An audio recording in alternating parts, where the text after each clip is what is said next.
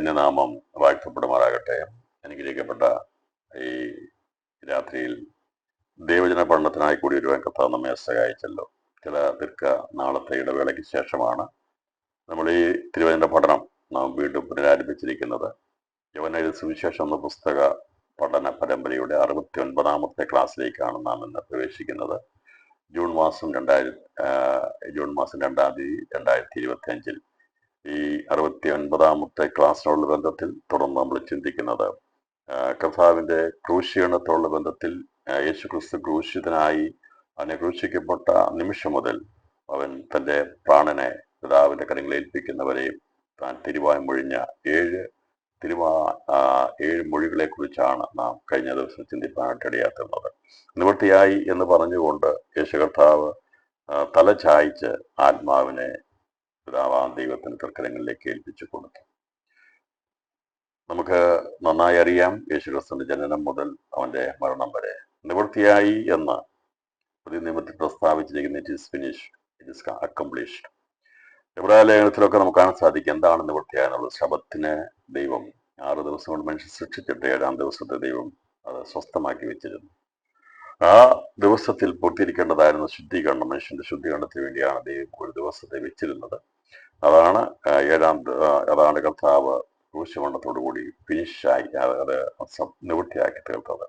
വചനമാൻ ദൈവമാണ് പറഞ്ഞെങ്കിൽ ഈ പുതിയ നിയമത്തിൽ 3 സന്ദർഭങ്ങളിൽ നിവൃത്തിയായി അല്ലെങ്കിൽ സംഭവിച്ചു തീർന്നുവെന്ന് നമുക്ക് കാണാൻ സാധിക്കുന്നുണ്ട്. അതിൽ ഒന്നാമത്തേതാണ് പുത്രനാണ് യേശു ക്രിസ്തു പ്രസ്താവിക്കുന്ന നിവൃത്തിയായി എന്നുള്ള തിരുവചനം. അത് 19ാം അധ്യായം അതിന്റെ 30ാം വാക്യമാണ്. വെളിപ്പാട് ദിവസം 16ാം അധ്യായം 17ാം വാക്യത്തില് സംഭവിച്ചു തീർന്നുവെന്ന് പരിശുദ്ധാത്മാവാണ് ദൈവത്തിന്റെ ആലയത്തിൽ നിന്ന് പ്രസ്താവിക്കുന്നത്. മനുഷ്യന്റെ മേൽ അന്നത്തെ ഭരണ സംവിധാനത്തിന് മേൽ ചൊരിയപ്പെടുന്ന ക്രോധങ്ങൾ എല്ലാം ഈ ക്രോധകലശം 7 ഒഴിച്ച ശേഷമായി ദൈവത്തിന്റെ ആലയത്തിൽ നിന്ന് പരിശുദ്ധാത്മാവ് സംസാരിക്കുന്നതാണ് നിവൃത്തിയായി എന്ന് പറയുന്നതിന്റെ 2ാമത്തെ ഘട്ടം. 3ാമത്തെ ഘട്ടം 21ാം അധ്യായം 6ാം വാക്യമാണ്. പിതാവാം ദൈവം സകലത്തെയും പുതുതാക്കിയിട്ട് നിവൃത്തിയായി എന്ന് പറയുന്നതാണ് 21ാം അധ്യായത്തിന്റെ 6ാം വാക്യം. അങ്ങനെ 21ാം അധ്യായത്തിന്റെ 6ാം വാക്യത്തിൽ പറഞ്ഞിരിക്കുന്നത്, പിന്നെ അവൻ എന്നോട് അരുളിച്ചത് സംഭവിച്ചു തീർന്നു, ഞാൻ അൽഫയും ഓമേഗയും ആദിയും അന്തവുമാകുന്നു. അതിന്റെ അർത്ഥം സകലവും പുതുതാക്കി കഴിയുമ്പോൾ പിതാവാം ദൈവം ഡിക്ലെയർ ചെയ്യുന്നതാണ് സംഭവിച്ചു തീർന്നു എന്നുള്ളത്. അപ്പോൾ പുതിയ നിയമത്തിൽ പുതിയ സൃഷ്ടിയോടുള്ള ബന്ധത്തിൽ നമ്മെ പുതു സൃഷ്ടിയാക്കി തീർക്കാൻ വേണ്ടി ക്രൂശിൽ പിടഞ്ഞു മരിച്ച നിലവിളിച്ച യേശു നമുക്ക് വേണ്ടി പ്രാണനെ വെടിഞ്ഞപ്പോൾ അവൻ പറഞ്ഞു, പിതാവേ നിവൃത്തിയായി. തന്നെ ഏൽപ്പിച്ച പ്രവൃത്തി തന്റെ തിരുരക്തം കൊണ്ടുള്ള ശുദ്ധീകരണത്തിന് വേണ്ടി തന്നെ ലോകത്തിലേക്ക് അയച്ചു. അതുവരെയുമുള്ള യാഗങ്ങൾക്കും ഹോമങ്ങൾക്കോ മറ്റുള്ള ഒരു കാര്യങ്ങൾക്കും മനുഷ്യന്റെ പാപത്തെ പരിഹരിക്കാൻ കഴിയാതിരുന്നപ്പോൾ ക്രിസ്തുയേശുവിന്റെ ജീവൻ മുഖാന്തരമാണ് ആ പുണ്യാഗ രക്തത്തിന് മാത്രമേ മനുഷ്യപാപത്തെ പരിഹരിക്കാൻ കഴിയത്തുള്ളൂ. അതുകൊണ്ടാണ് യേശു ക്രിസ്തുവിന്റെ ശരീരത്തിലുണ്ടായിരുന്ന ജീവൻ രക്തം തുള്ളി തുള്ളിയായി ഒഴുകപ്പെട്ട് ഗത്സമന മുതൽ ഗോൽഗോഥ വരെ അവസാന തുള്ളി രക്തവും ഒഴുകപ്പെടുവാൻ കഴിയാത്തിരുന്നു. അപ്പോൾ ക്രിസ്തു യേശുവിനെ അങ്ങനെ അപ്രകാരം ഏൽപ്പിച്ചു കൊടുത്ത പിതാവ് തന്റെ പുത്രനിൽ പരമേൽപ്പിച്ചിരുന്ന ദൗത്യം പൂർത്തീകരിച്ചപ്പോൾ കർത്താവായ യേശു ക്രിസ്തു വിളിച്ചു പറഞ്ഞു, നിവൃത്തിയായി. അഥവാ മനുഷ്യപാപത്തിന്റെ പരിഹാരത്തിന് വേണ്ടിയുള്ള അവനെ പുതിയ സൃഷ്ടിയാക്കി തീർക്കാനുള്ള പ്രവൃത്തി താൻ തികച്ചെടുത്തു, നിവൃത്തീകരിച്ചു. തന്റെ ജീവൻ നൽകിയാണ് അത് ചെയ്തെങ്കിൽ ഇന്ന് രാത്രിയിലും നാം എത്രയോ ഭാഗ്യമുള്ളവരാണ്. ദൈവത്തിന്റെ ജീവൻ തന്ന് നമ്മെ വീണ്ടെടുക്കുവാൻ ദൈവത്തിന് പ്രസാദം തോന്നിയതിനെ ഓർത്ത് നാം എപ്പോഴും സന്തോഷമുള്ളവരായിരിക്കണം, രക്ഷയോടെ സന്തോഷമുള്ളവരായിരിക്കണം. എൻ്റെ ജീവിതത്തിന്റെ വിടുതലിന്റെ ശക്തി വ്യാപരിക്കുന്നത് കുഞ്ഞാടിന്റെ രക്തമാണ്. അവന്റെ ജീവനാണ് എൻ്റെ പിമ്പിൽ പ്രവർത്തിക്കുന്നത്. അതുകൊണ്ട് ഞാൻ വിലയേറിയവനാണ്, മാന്യനാണെന്നുള്ള ചിന്ത ദൈവമക്കളായിരിക്കുന്ന ഓരോ വ്യക്തികൾക്കും ഉണ്ടായിരിക്കണം. പലപ്പോഴും നമ്മൾ നിരാശപ്പെട്ടു പോകും, നമ്മൾ തളർന്നു പോകും, നമ്മൾ വിചാരിക്കും നമ്മളൊന്നുമില്ല, യാതൊരു വിലയുമില്ല, ഒരു സ്ഥാനവുമില്ല എന്നൊക്കെ ചിന്തിച്ച് നാം തകരുമ്പോഴും ഇന്ന് രാത്രി ദൈവാത്മാവ് ഓർപ്പിക്കുന്നത്, നമ്മെ വിലയ്ക്ക് വാങ്ങിയിരിക്കുന്നത് ഏതെങ്കിലും രാജ്യത്ത് അച്ചടിച്ചിറക്കുന്ന നോട്ട് കൊണ്ടോ ഡോളർ കൊണ്ടോ പൗണ്ട് കൊണ്ടോ അല്ല നമ്മളെ വിലയ്ക്ക് വാങ്ങിയത്. അല്ലെങ്കിൽ ഭൂമിയിൽ നിന്ന് കുഴിച്ചെടുക്കുന്ന വെള്ളി, പൊന്ന് മുതലായ അഴിഞ്ഞു പോകുന്ന വസ്തുക്കളെ കൊണ്ടല്ല. എന്നാൽ ക്രിസ്തു യേശു നിർദോഷവും നിഷ്കളങ്കമായ കുഞ്ഞാടിന്റെ പുണ്യാഗ രക്തം കൊണ്ടാണ് നമ്മെ വിലയ്ക്ക് വാങ്ങിയത്. വിലയേറിയ രക്തമാണ്. അപ്പോൾ നമ്മെ വിലയ്ക്ക് വാങ്ങിയിരിക്കുന്നെങ്കിൽ വിലയേറിയ രക്തത്തിന്റെ വിലയ്ക്ക് വേണ്ടി വാങ്ങിയതായതുകൊണ്ട് നാം വിലയുള്ളവരാണ്, മാന്യരാണ്. അതുകൊണ്ട് രാത്രിയിൽ നാം സന്തോഷത്തോടെ പറയണം, കർത്താവേ ഞങ്ങൾ വിലയുള്ളവരാക്കി മാറ്റി, മൺപൊടികളായത് ഞങ്ങളെ നീ വിലയ്ക്ക് വാങ്ങി അങ്ങയുടേതാക്കിയത് കൊണ്ട് ഞങ്ങൾ നിനക്കുള്ളവരാണ്, അങ്ങയോട് ആയി ജീവിക്കേണ്ടവരാണ്. ആ ഒരു കാഴ്ചപ്പാടിൽ ജീവിപ്പാൻ വേണ്ടിയാണ് ക്രിസ്തുയേശു തൻ്റെ ജീവനെ നമുക്ക് വേണ്ടി കാൽവരിയിൽ തകർത്തത്. അവൻ വിരൂപമായി തീർന്നത്, അവൻ അവൻ നിന്ദിക്കപ്പെട്ടത്, പരിഹസിക്കപ്പെട്ടത്, അവൻ തകർക്കപ്പെട്ടത്, ഒന്നുമില്ലാതെ തീർന്നത്, നമ്മെ അവൻ ശൂന്യമാക്കപ്പെട്ടത് നമ്മെ പണിതെടുക്കാൻ വേണ്ടിയായിരുന്നു എന്നുള്ളതാണ് കഴിഞ്ഞ ദിവസം ചിന്തിച്ചത്. ഏഴുമൊഴികളോടുള്ള ബന്ധത്തിൽ കർത്താവ് പറയാനുള്ളതെല്ലാം പറഞ്ഞ് പൂർത്തീകരിച്ച ശേഷമായി തൻ്റെ ആത്മാവിനെ പിതാവാം ദൈവത്തിന്റെ കയ്യിലേക്ക് ഏൽപ്പിച്ചു കൊടുത്തപ്പോൾ ആദ്യമായിട്ടാണ് ഒരു മനുഷ്യൻ ലോകത്തിൽ ജനിച്ചിട്ട് അവന്റെ ആത്മാവ് ഈ അന്തരീക്ഷത്തിന്റെ മണ്ഡലത്തെ ഭേദിച്ചുകൊണ്ട് പർദീസയെ ഭേദിച്ച് സ്വർഗാസുഖത്തിലേക്ക് പ്രവേശിക്കുന്നത് ആദ്യമായിട്ടാണ് ഒരു ആത്മാവ് പ്രവേശിക്കുന്നത്. യേശുക്രിസ്തുവിന്റെ ആത്മാവാണ് ആദ്യമായി ഈ ആകാശ മേഘങ്ങളിലൂടെ പിതാവാം ദൈവത്തിന്റെ അടുക്കിലേക്ക് പറന്നു വരുവാൻ ഇടയാക്കുന്നത്. അപ്പോൾ അതിനെ തടയാനായിട്ട് ദുഷ്ടാത്മ സേനയ്ക്ക് കഴിഞ്ഞില്ല, സകല ഒരു ശക്തിക്കും അവന്റെ യാത്രയെ തടയാൻ കഴിഞ്ഞില്ല. കാരണം യേശുക്രിസ്തുവിൽ യാതൊരു പാപമില്ലായിരുന്നു, അവൻ നീതിയുള്ളവനായിരുന്നു, അനീതി ഇല്ലായിരുന്നു. അതുകൊണ്ട് പാപത്തിന് അവനെ തടയാൻ കഴിഞ്ഞില്ല, സാത്താൻ അവനെ തടയാൻ കഴിഞ്ഞില്ല, അവന്റെ യാത്രയെ തടയാൻ കഴിഞ്ഞില്ല, അവന്റെ ആ മുകളിലേക്കുള്ള യാത്രയെ തടയാൻ കഴിഞ്ഞില്ല. മനുഷ്യൻ മരിച്ചാൽ എവിടെ എന്ന് ചോദിച്ചാൽ നമുക്ക് ഉത്തരം ലഭിക്കുന്നത് അന്ന് മുതലാണ് ഉയരത്തിലേക്കുള്ള യാത്രയുടെ വഴി തുറന്നത്. അതുവരെയും പർദീസ ശൂന്യമായിരുന്നു, അതുവരെയും നീതിമാന്മാരെ വയ്ക്കാനുള്ളതായ സമുദ്രം ശൂന്യമായിരുന്നു. ഇപ്പോഴും രക്തസാക്ഷികളെ വെക്കേണ്ടതായിരിക്കുന്ന ഭൂമിയുടെ അതോ ഭാഗത്തുള്ള ഭൂമിക്ക് കീഴിലുള്ള ഭാഗം ഇപ്പോഴും അത് ശൂന്യമായി കിടക്കുകയാണ്. അതിനെ നിറച്ചെടുക്കും. സകലത്തെ നിറയ്ക്കേണ്ടവനാണ് ഇവിടെ ഭൂമിയിൽ വന്ന് അവൻ തൻ്റെ ജീവൻ ശൂന്യമാക്കപ്പെട്ടത്. അവൻ നമുക്ക് വേണ്ടി ശൂന്യമാക്കിയതുകൊണ്ടാണ് എല്ലാം നിറയ്ക്കുവാനിടയാത്തുന്നത്. പർദീസ് അന്നുവരെയും ആരും പ്രവേശിക്കപ്പെടാത്ത സ്ഥലമായിരുന്നു. അപ്പോൾ യേശുക്രിസ്തു ഉയരത്തിലേക്ക് പോയതോടുകൂടി ഉയരത്തിലേക്കുള്ള വഴി തുറക്കപ്പെടുകയായിരുന്നു. അന്ന് മുതലാണ് മനുഷ്യാത്മാക്കൾക്ക് ഉയരത്തിലേക്ക് പോകാൻ കഴിഞ്ഞ. അതിന് ഉദാഹരണമാണ് യേശുവിനോട് ക്രൂശിക്കപ്പെട്ട, മാനസാന്തരപ്പെട്ട, ദൈവരാജ്യത്തെക്കുറിച്ചുള്ള കാഴ്ചപ്പാട് ലഭിച്ച, ദൈവജ്ഞാനം ലഭിച്ച, ദൈവഭയം ഉണ്ടായിരുന്ന ആ വ്യക്തി മാനസാന്തര കഥാവ് നീ നിന്നോടുകൂടെ പർദീസയിലിരിക്കും എന്ന് പറയാൻ ഇടയാക്കുന്നത്. അപ്പൊ ക്രിസ്തു യേശുവിന്റെ മരണത്തിൽ സംഭവിച്ചത്, വഴി തുറക്കപ്പെട്ടത്, ഉയരത്തിലേക്കുള്ള വഴി തുറക്കപ്പെടുവാടെ തന്നു. പർദീസയുടെ വഴി തുറക്കപ്പെട്ടു. സ്വർഗാസുഖത്തിലേക്ക് യേശു പ്രവേശിച്ചവന്റെ ആത്മാവ് പ്രവേശിച്ചു. അവിടേക്ക് ആത്മാക്കൾ പ്രവേശിക്കത്തില്ല. എന്നാൽ അധികം താമസിയാതെ അവനോട് സദസ്യന്മാരായിരിക്കുന്നവർ ഈ ആകാശമണ്ഡലത്തെ ഭേദിച്ചുകൊണ്ട് അവന്റെ കാഹളം ധ്വനിക്കുമ്പോൾ അവനിരിക്കുന്ന സ്ഥലത്തേക്ക് നാം എത്തിച്ചേരാൻ ഇടയത്തരും. അതിനുവേണ്ടിയാണ് യേശുക്രിസ്തു നമുക്ക് വേണ്ടി ഒരു പുതുവഴി തുറന്ന് തരുവാൻ ഇടയാത്തത്. അവൻ തുറന്ന വഴി അടയ്ക്കാൻ സാത്താൻ കഴിയത്തില്ല, അത് അടയപ്പെടത്തില്ല. ക്രിസ്തുയേശു തന്റെ ശരീരമെന്ന തിരശ്ശീല ചീന്തി തുറക്കപ്പെട്ട വാതിൽ വഴി അത് പിതാവാം ദൈവത്തിന്റെ സന്നിധിയിലേക്കാണ്. അതിന്റെ ഘട്ടം ഘട്ടമായിട്ടുള്ള പ്രവൃത്തികളാണ് മരണാനന്തരം നമ്മളൊക്കെയും ദൈവകൃപയിൽ ആശ്രയിച്ച് നാം കർത്താവ് വരുന്നതിന് മുമ്പ് മരിക്കുകയാണെങ്കിൽ പർദീസയുടെ മൂന്നാം സ്വർഗത്തിലേക്ക് പ്രവേശിക്കപ്പെടണം നമ്മുടെ ആഗ്രഹമാണ്, അതിനുള്ള നമ്മുടെ വാഞ്ചയാണ്. അതല്ല, ഞാൻ വൈകുന്നേരം ഇങ്ങനെ ചിന്തിച്ചു, യേശു കർത്താവ് വരുന്ന ആ സമയത്ത് നാം ഭൂമിയിൽ ജീവനോടിരിക്കുകയാണെങ്കിൽ നമുക്ക് വേണ്ടി ശവപ്പെട്ടി വേണ്ട, നമ്മളെ ആരും കുളിപ്പിക്കണ്ട, നമ്മളെ ആരും എടുത്തു വെക്കണ്ട, ആരും ഒരു ഫ്യൂണറൽ സർവീസ് നടത്തണ്ട, നമുക്ക് വേണ്ടി മരണത്തിന് ശേഷമുള്ളൊരു ക്രിയകളും ചെയ്യേണ്ട ആവശ്യമില്ല. നാം രൂപാന്തരപ്പെടാനുള്ളവരാ. ഇടയ്ക്ക് നമ്മുടെ ശരീരത്തെ നോക്കി, ജീവിതത്തെ നോക്കി പറയണം, ഇത് രൂപാന്തരപ്പെടാനുള്ള ശരീരമാ. യേശു കർത്താവിന്റെ കാഹളം ധനിക്കുമ്പോൾ ഇവിടുന്ന് നൊടിയിടയ്ക്കുള്ളിൽ രൂപാന്തരപ്പെടാനുള്ളതാണ് എന്നുള്ള അനുശോചന യോഗം ആരും കൂടണ്ട, ആരും കണ്ടോളൻസ് മെസ്സേജ് അയക്കണ്ട. അങ്ങനെ ഒരു സുദിനം വരാൻ പോകുക, ഒരു ദിവസം വരാൻ പോകുക. ദൈവത്തിന്റെ ആ വരവെങ്കിൽ അവൻ മധ്യാകാശത്തിൽ പ്രത്യക്ഷപ്പെടുമ്പോൾ ജീവനോടിരിക്കുകയാണെങ്കിൽ നാം രൂപാന്തരപ്പെടും. പ്രിയപ്പെട്ടവരെ, ആ ഒരു പ്രത്യാശയോടെ വേണം ഈ വചനം കേൾക്കുവാൻ. നമ്മുടെ കർത്താവ് അതിനു വേണ്ടിയാണ് പുനരുത്ഥാനവും ജീവനും പുനരുത്ഥാനമായവൻ വെളിപ്പെടുവാൻ ഇടയാത്തുന്നത്. കർത്താവ് പറഞ്ഞു, ഞാൻ തന്നെ പുനരുത്ഥാനവും ജീവനുമാകുന്നു, ഇങ്ങനെ വിശ്വസിക്കുന്ന മരിച്ചാലും ജീവിക്കും. അപ്പൊ യേശുക്രിസ്തുവാകുന്ന പുനരുത്ഥാനവും ജീവനും പ്രാപിച്ചെടുപ്പാനുള്ള അവനിലൂടെയുള്ള ആ രക്ഷയെ കരസ്ഥമാക്കിയ ദൈവമക്കൾ ഈ ലോകത്തിൽ ഏറ്റവും അധികം ഭാഗ്യമുള്ളവരാണ്. ഏറ്റവും അധികം ഭാഗ്യമുള്ളവരാരെന്ന് ചോദിച്ചാൽ ഈ ജ്ഞാനം ലഭിച്ചവരാണ്. അതിനായി ദൈവം നമ്മുടെ കണ്ണുകളെ തുറന്നല്ലോ, നമ്മുടെ ഹൃദയത്തിന്റെ വാതിലിനെ തുറന്നല്ലോ, നമ്മുടെ ബുദ്ധിയെ തുറന്നല്ലോ. രാത്രി നമ്മുടെ തലമുറകൾ, നമ്മുടെ പ്രിയപ്പെട്ടവരൊക്കെയും ഈ ആത്മീയ സത്യം മനസ്സിലാക്കുവാനും അവരതിനു വേണ്ടി ഓടുവാനും ഇടയാത്തതിനു വേണ്ടി പ്രാർത്ഥിക്കാം. നമ്മളൊക്കെ അറിയാം, ഭൗതികമായ മേഖലകൾക്ക് വേണ്ടി ഒരുപാട് പരക്കം പായുന്നവരാണ് നമ്മളെല്ലാവരും. അതെ, ഒരുപക്ഷെ നമുക്കിപ്പോൾ ഒരു മാറ്റമുണ്ടായി, നമ്മളത് മാറിയിരുന്നാൽ നമ്മുടെ തലമുറകളൊക്കെ അവർ ആഗ്രഹിക്കുന്നത് ജോലി നേടണം, സമ്പാദിക്കണം, അങ്ങനെ ചെയ്യണം, ഇങ്ങനെ ചെയ്യണം എന്നൊക്കെയുള്ള ചിന്തകളാണ്. എന്നാൽ ദിവസം പ്രാർത്ഥിക്കണം പ്രിയപ്പെട്ടവരെ. നമ്മുടെ തലമുറകൾ സമ്പാദിച്ചു കൂട്ടുന്നതിനേക്കാൾ എല്ലാറ്റേക്കാൾ ഉപരിയായി അവർ യേശു ക്രിസ്തുവിന്റെ പരിജ്ഞാനമുള്ളവരായി നിത്യജീവനെക്കുറിച്ചും കർത്താവിനെക്കുറിച്ചും ദിവസങ്ങളിൽ കർത്താവിനാൽ അവർക്ക് ലഭിക്കാവുന്ന സ്ഥാന മഹിമകളെക്കുറിച്ചും പദവിയെക്കുറിച്ചും ക്രിസ്തുവിനോടൊപ്പം വാഴുവാനുള്ളതായ ആ കാര്യങ്ങളെക്കുറിച്ചുള്ള മുൻതൂക്കം അവർക്ക് ലഭിക്കാൻ വേണ്ടി നാം ദിവസങ്ങൾ പ്രാർത്ഥിക്കണം. അതായിരിക്കും നമ്മുടെ ജീവിതത്തിലെ ഏറ്റവും വലിയ പ്രാർത്ഥനയുടെ വിഷയം. മറ്റെന്തിനേക്കാൾ ഉപരിയായി ദിവസങ്ങളിൽ ആ ഒരു വിഷയത്തിന് വേണ്ടി ആത്മാർത്ഥമായി പ്രാർത്ഥിക്കണമെന്ന് ദൈവാത്മാവിന്റെ രാത്രിയിൽ ഉത്ബോധിപ്പിക്കുകയാണ്. ഇവിടെ അടുത്ത ഭാഗം, യേശു ക്രിസ്തു മരിച്ചു കഴിഞ്ഞപ്പോൾ സാധാരണ രീതിയിൽ റോമൻ ഗവൺമെന്റിന്റെ ശിക്ഷ അനുസരിച്ച് ഒരുവനെ ക്രൂശിക്കപ്പെട്ട് കഴിഞ്ഞാൽ അവര് പിന്നീട് അവിടെ തിരിഞ്ഞു നോക്കത്തില്ല. അവര് പടയാളികൾ ക്രൂശിച്ച് കഴിഞ്ഞ് ഇറങ്ങിപ്പോവും.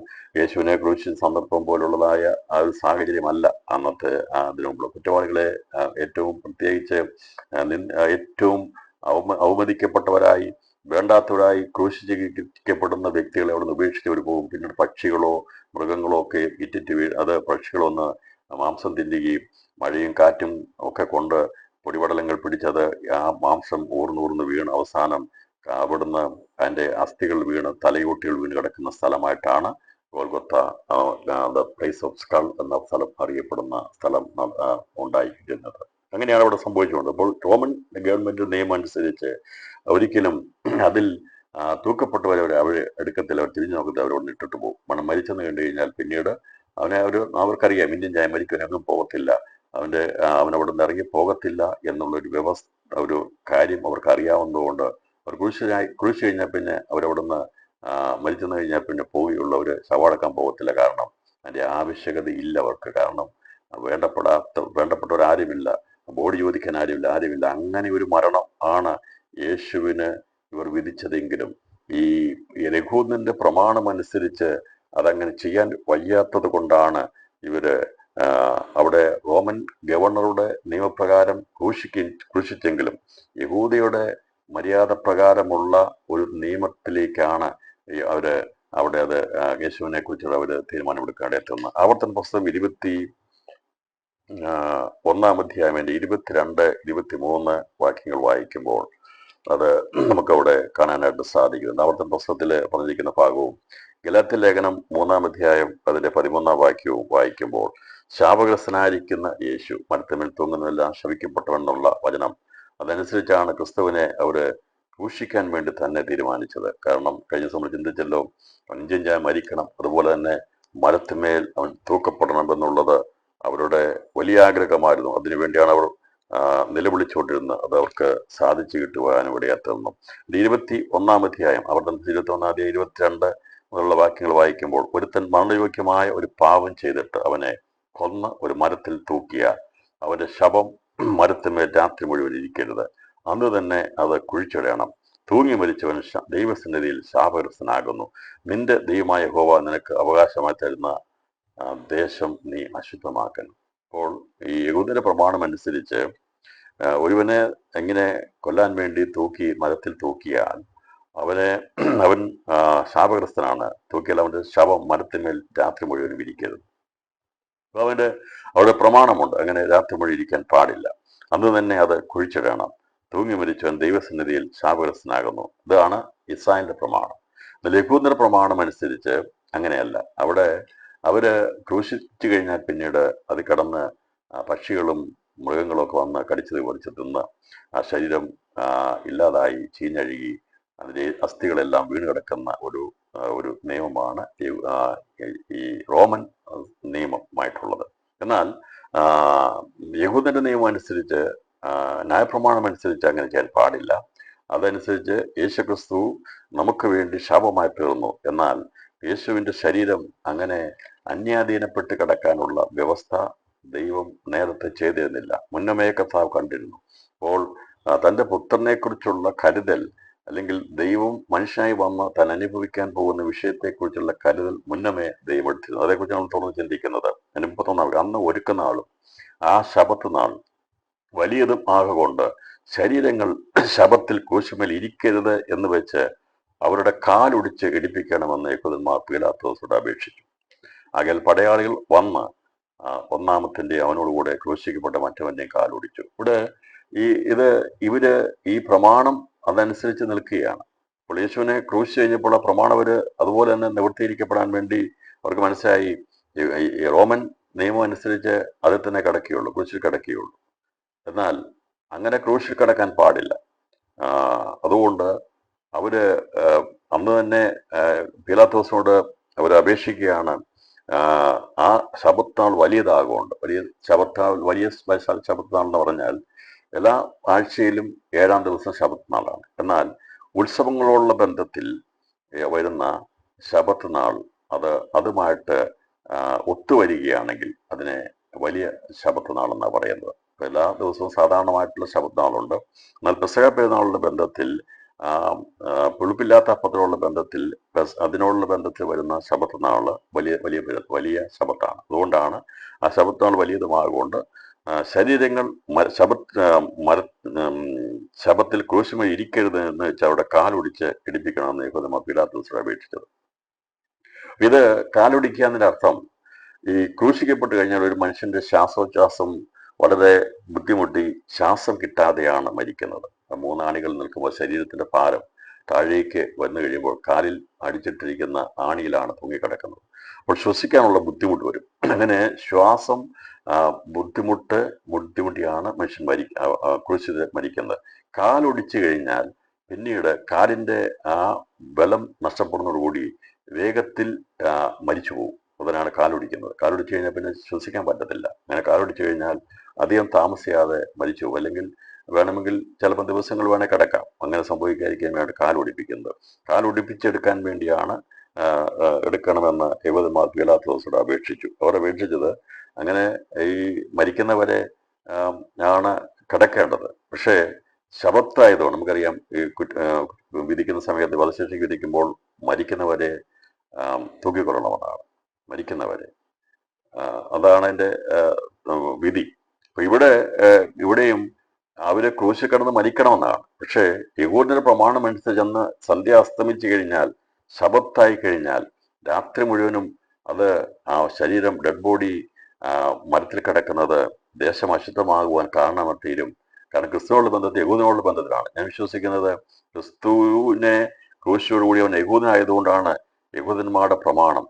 യഹൂദന്മാർ യേശു ക്രിസ്തുവിനെ എതിരായിരുന്നെങ്കിലും അവർ യേശുവിനെ ഒരു യഹൂദനായിട്ട് ഇവിടെ അംഗീകരിച്ചു എന്നുള്ളത് ഈ സമയത്ത് നമുക്കിവിടെ കാണാൻ സാധിക്കുന്നു. കാരണം അവര് യേശുവിനെ യഹൂദനാണെന്നുള്ളത് അംഗീകരിച്ചാൽ മതിയാകുള്ളൂ. കാരണം അവൻ ജനിച്ചത് യഹൂദ ഗോത്രത്തിലാണ്. അതുകൊണ്ടാണ് അവരത് ആ രീതിയിൽ പരിഗണിച്ചത്. അല്ലെങ്കിൽ അവനെ അവഗണിച്ചു കളഞ്ഞേനെ.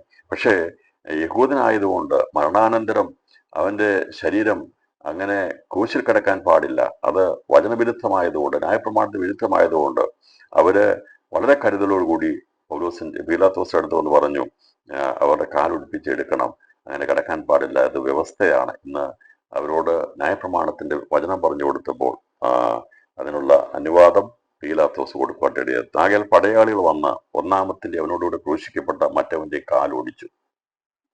രണ്ടുപേരുടെയും കാലൊടിച്ചു. പക്ഷേ ഒരുവന് വ്യത്യസ്തതയുള്ള, അവന്റെ കാലൊടിഞ്ഞാലും ഒരുവൻ മാനസാന്തരപ്പെട്ടവനായതുകൊണ്ട് കർത്താവ് പറഞ്ഞിരുന്നു, നിന്റെ 2 കണ്ണ് പോയാലും 2 കാല് പോയാലും കൈ പോയാലും ദൈവരാജ്യത്തിൽ പ്രവേശിക്കാൻ ഏറ്റവും ശ്രേഷ്ഠകരമാണുള്ളത്. ഒരുവൻ മരിച്ചപ്പോൾ പാപിയായിട്ട് തന്നെയാണ് മരിച്ചത്. എന്നാൽ മറ്റൊരുവൻ ഭാവിയായിട്ടല്ല മരിച്ചത്, നീതീകരിക്കപ്പെട്ടാണ് മരിച്ചത്. അവന്റെ കാലൊടിച്ചു. അവനെ ക്രൂശിൽ നിന്ന് കാലൊടിച്ചപ്പോൾ അവന് സന്തോഷമുണ്ടായിരുന്നു. കാരണം അവനെ ഈ ലോകത്തിൽ നിന്ന് അവനെ മരിക്കാൻ വേണ്ടി അവന്റെ കാലൊടിച്ച് അവര് എടുക്കാൻ വേണ്ടി പ്ലാൻ ചെയ്തപ്പോൾ തന്നെ അവനറിയാമായിരുന്നു, ഞാൻ ഒടിഞ്ഞ കാലും ഇന്ന് ക്രൂശനാണെങ്കിലും എൻ്റെ സ്ഥാനം എനിക്ക് മാറ്റമുള്ളത്. ഞാൻ ഇന്നു മുതൽ പരദേശിരിക്കാനുള്ളവനാ. അവന് പ്രത്യാശ ഉണ്ടായിരുന്നു. ലോകത്തിൽ ഒരുപക്ഷെ കാലൊടിച്ച പടയാളികൾക്ക് അവൻ ആരാണെന്ന് അറിയത്തില്ലായിരുന്നു. അവന് മറ്റുള്ളവർക്ക് അവൻ ആരാണെന്ന് അറിയത്തില്ലായിരുന്നു. എല്ലാവരുടെ മുമ്പിൽ അവനൊരു കുറ്റവാളിയായിരുന്നു, വേണ്ടാത്തവനായിരുന്നു. എന്നാൽ യേശു ക്രിസ്തു മുഖാന്തരം അവൻ അവിടെ ദൈവരാജ്യത്തിന്റെ പ്രവൃത്തി വെളിപ്പെടുത്തി. താൻ മുഖാന്തരമായി നീതീകരണമുണ്ടായി. താൻ മുഖാന്തരമുള്ളായ ആ സമാധാനമുള്ളവനായിരുന്നു ഒരു വ്യക്തി. അവന് പരിശുദ്ധാത്മാവിൽ സന്തോഷമുണ്ടായിരുന്നു. അവനറിയാമായിരുന്നു, ഇവിടുന്ന് എൻ്റെ പ്രാണൻ വെടിഞ്ഞാൽ ഞാൻ നിശ്ചയമായിട്ടും എൻ്റെ കർത്താവിനോട് പറഞ്ഞതുപോലെ തന്നെ അവനോടുകൂടെ ഞാൻ പർദീസിൽ ഇരിക്കുമെന്നുള്ള ഉറപ്പ് അവനുണ്ടായിരുന്നു. ആ ഒരു വലിയ പ്രത്യാശയോടെയാണ് ഒരുവൻ അവിടെ ആ ക്രൂശിൽ അവൻ മരിക്കുന്നത്. ഇന്ന് ഈ രാത്രി ചിന്തിക്കുമ്പോൾ പ്രിയപ്പെട്ടവരെ, അവന് ലഭിച്ച വലിയ ഭാഗ്യം എത്രയാണെന്നറിയാമോ? അവൻ ലഭിച്ച സമാധാനം വലുതാണ്, അവൻ ലഭിച്ച സന്തോഷം വലുതാണ്. അത് ലോകത്തിന് മനസ്സിലായില്ല. ക്രിസ്തു മുഖാന്തരം നടക്കുന്ന പരിവർത്തനം, യേശു ക്രിസ്തു മുഖാന്തരം നടക്കുന്ന ഒരു വ്യക്തി നടക്കുന്ന പുതിയ ശിശുയുടെ അനുഭവം ലോകക്കാർക്ക് മനസ്സിലാക്കാൻ കഴിയത്തില്ല. ഞാൻ നിങ്ങൾ രക്ഷിക്കപ്പെട്ടു കഴിഞ്ഞപ്പോൾ നമ്മൾ ക്രിസ്തുവിനെ സ്വീകരിച്ചത് ഒരുപക്ഷെ മറ്റുള്ളവർക്ക് മനസ്സിലായി കാണത്തില്ല, മറ്റുള്ളവർക്ക് ആർക്കും അത് ഗ്രഹിച്ചെടുക്കാൻ കഴിയത്തില്ല. എന്നാൽ അത് അനുഭവിക്കുന്നവർക്കറിയാം എന്താണെന്നുള്ളത്. അതെ, രക്ഷിക്കപ്പെട്ട് സ്നാനപ്പെട്ട് കഴിയുമ്പോഴും നമ്മൾ പഴയ മറ്റുള്ളവർ നോക്കുമ്പോൾ, അതെ, നീ അവരുടെ സഹോദരിയായിരിക്കാം, സഹോദരനായിരിക്കാം, അപ്പനായിരിക്കാം, അമ്മയായിരിക്കാം, മകളായിരിക്കാം, അങ്ങനെ നോക്കുമ്പോൾ അയൽവക്കംകാർക്കെല്ലാം ചിന്തിക്കുക അങ്ങനെയായിരിക്കാം. പക്ഷേ ഈ ഒരു പ്രവൃത്തി നടന്നു കഴിയുമ്പോൾ ഉണ്ടാകുന്ന സന്തോഷം, അത് മനുഷ്യർക്കറിയത്തില്ല, അത് അനുഭവിക്കുന്നവർക്കറിയത്തില്ല. ഇന്ന് രാത്രിയിലും യേശുക്രിസ്തു മുഖാന്തരം രക്ഷയുടെ സന്തോഷം അനുഭവിക്കുന്ന ദൈവമക്കൾക്കായി ഞാൻ സ്തോത്രം ചെയ്യുന്നു. അതേ, ആ സന്തോഷമുണ്ട് നമ്മുടെ ഉള്ളിൽ, അത് മറ്റാർക്കും മനസ്സിലാകാൻ സാധിക്കത്തില്ല. ഇതുപോലെ ഈ മാനസാന്തരപ്പെട്ടവന്റെ കാലൊടിക്കപ്പെട്ടെങ്കിലും മറ്റുള്ളവർ വിചാരിക്കുമ്പോൾ അവൻ മോശക്കാരനാണ്, അവൻ കുറ്റവാളിയാണ്.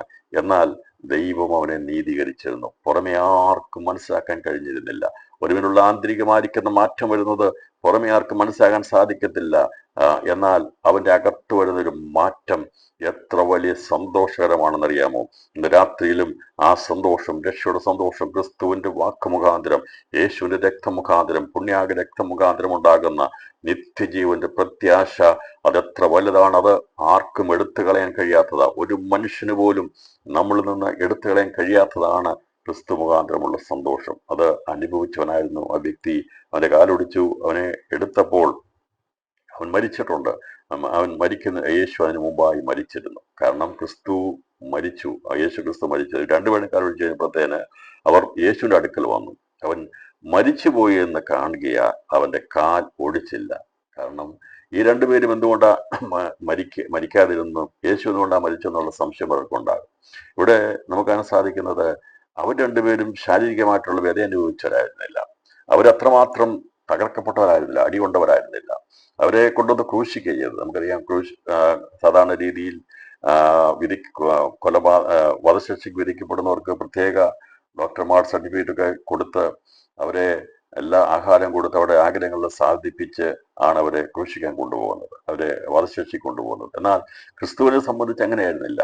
അവനെ അടിച്ച്, അവനെ തകർത്ത്, അവനെ വിട്ടുകളയുവാൻ, അവനെ വിടിവിക്കാൻ വേണ്ടി പീലാത്തോസ് ആഗ്രഹിച്ചിരുന്നു. അങ്ങനെ പല പ്രാവശ്യം അടികൊണ്ടും അവന്റെ വിലാപ്പുറം മുഴുവനും ഉഴുതു മറിപ്പാനടിയായി തീർന്നു.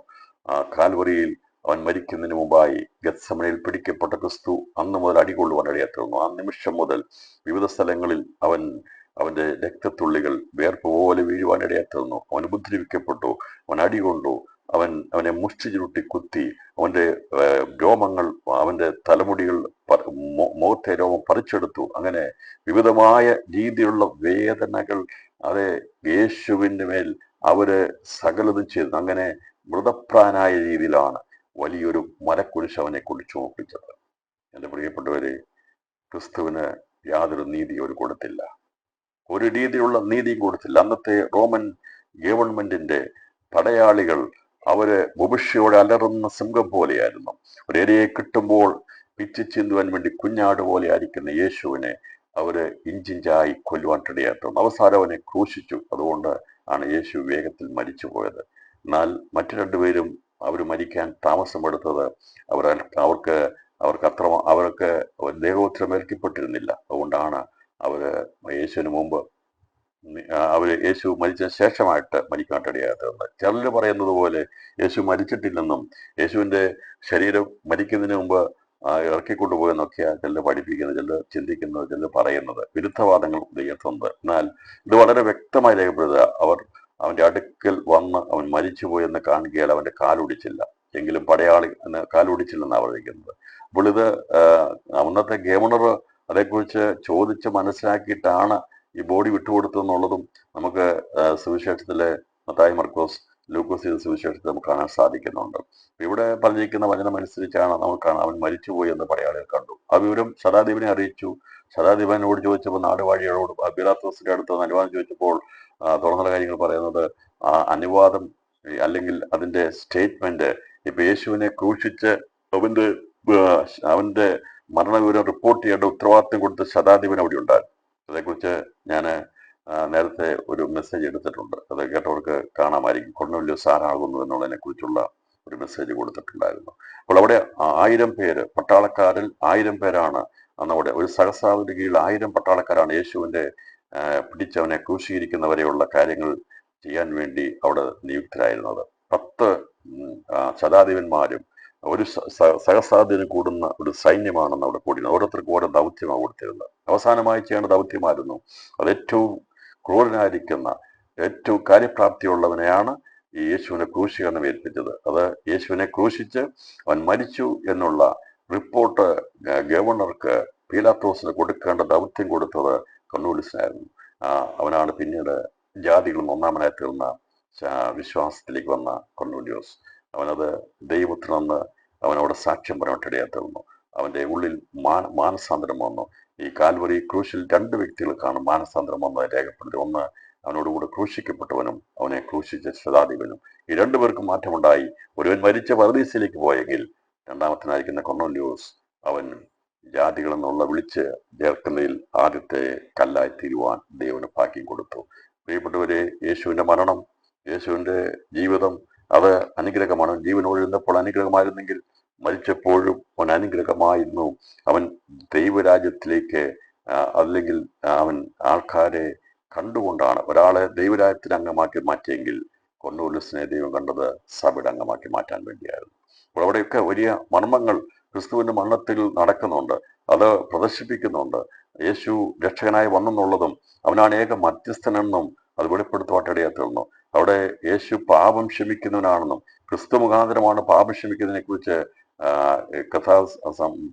പിതാവാം ദൈവത്തോട് പ്രാർത്ഥിച്ച പ്രാർത്ഥന നിന്ന് ഈ മാനസാന്തരപ്പെടുന്നവന് മനസ്സായെന്നുള്ളതിനെ കുറിച്ച് നമ്മൾ ആദ്യമേ ചിന്തിച്ചിരുന്നു. അപ്പോൾ ഏക മധ്യസ്ഥൻ ക്രിസ്തുവാണെന്നും അവന് മാത്രമേ പാപത്തെ പരിഹരിക്കാൻ, ക്ഷമിക്കാൻ കഴിയുള്ളൂ എന്നുള്ളതും അവൻ പറഞ്ഞാലേ പിതാവ് അവന്റെ മനുഷ്യന്റെ പാപത്തെ ക്ഷമിക്കുകയുള്ളൂ എന്നുള്ളതും മനസ്സാക്കിക്കൊണ്ടാണ് അവൻ ദൈവത്തെ ഭയപ്പെട്ടുകൊണ്ട് അവൻ ആ വ്യക്തി മാനസാന്തരയ്ക്ക് ഒരു ഒറ്റടയായി തീർന്നത്. അപ്പോൾ യേശു ക്രിസ്തു മരിച്ചു എന്നുള്ളത് പടയാളികൾ കണ്ടു കഴിഞ്ഞപ്പോൾ പ്രവചനത്തിന്റെ നിവൃത്തീകരണം പൂർത്തീകരിക്കപ്പെടണം.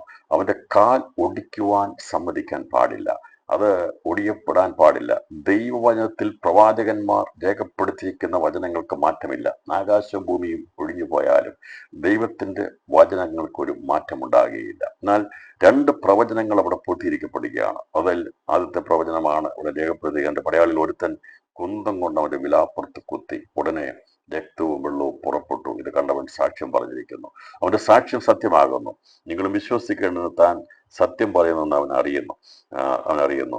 അവന്റെ ഒരു അസ്ഥിയും ഒടിഞ്ഞു പോകുകയില്ല എന്നുള്ള തിരുവെഴുത്ത് നിവൃത്തിയാകേണ്ടതിന്റെ സംഭവിച്ചു. അവർ കുത്തിയെങ്കിലേക്ക് നോക്കുമെന്ന മറ്റൊരു തിരുവെഴുത്തും പറയുന്നു. 2 പഴയ നിയമത്തിന്റെ 2 പ്രവചനങ്ങൾ പൂർത്തീകരിക്കപ്പെടണം. അവിടെ പടയാളികൾ നിൽക്കുമ്പോൾ അവിടെ കാലൊടിക്കാൻ വന്നപ്പോൾ അത് അവർക്ക് ഒടിക്കാൻ കഴിയത്തില്ല. എന്നാൽ വെറുതെ ഒടിക്കാമെന്ന് വിചാരിച്ചാൽ നടക്കത്തില്ല. എന്നാൽ ഇവരുടെയും കൂടി കാലം ഒടിച്ചേക്കാം എന്ന് വിചാരിച്ചാൽ നടക്കത്തില്ല. കാരണം കൈ പൊക്കാൻ ദൈവം സമ്മതിക്കത്തില്ല, സ്വർഗം സമ്മതിക്കത്തില്ല. ദൈവം അനുവദിക്കാതെ നീ എത്ര ശക്തനായ പടയാളിയാണെങ്കിലും നിനക്കൊന്നും ചെയ്യാൻ കഴിയത്തില്ല.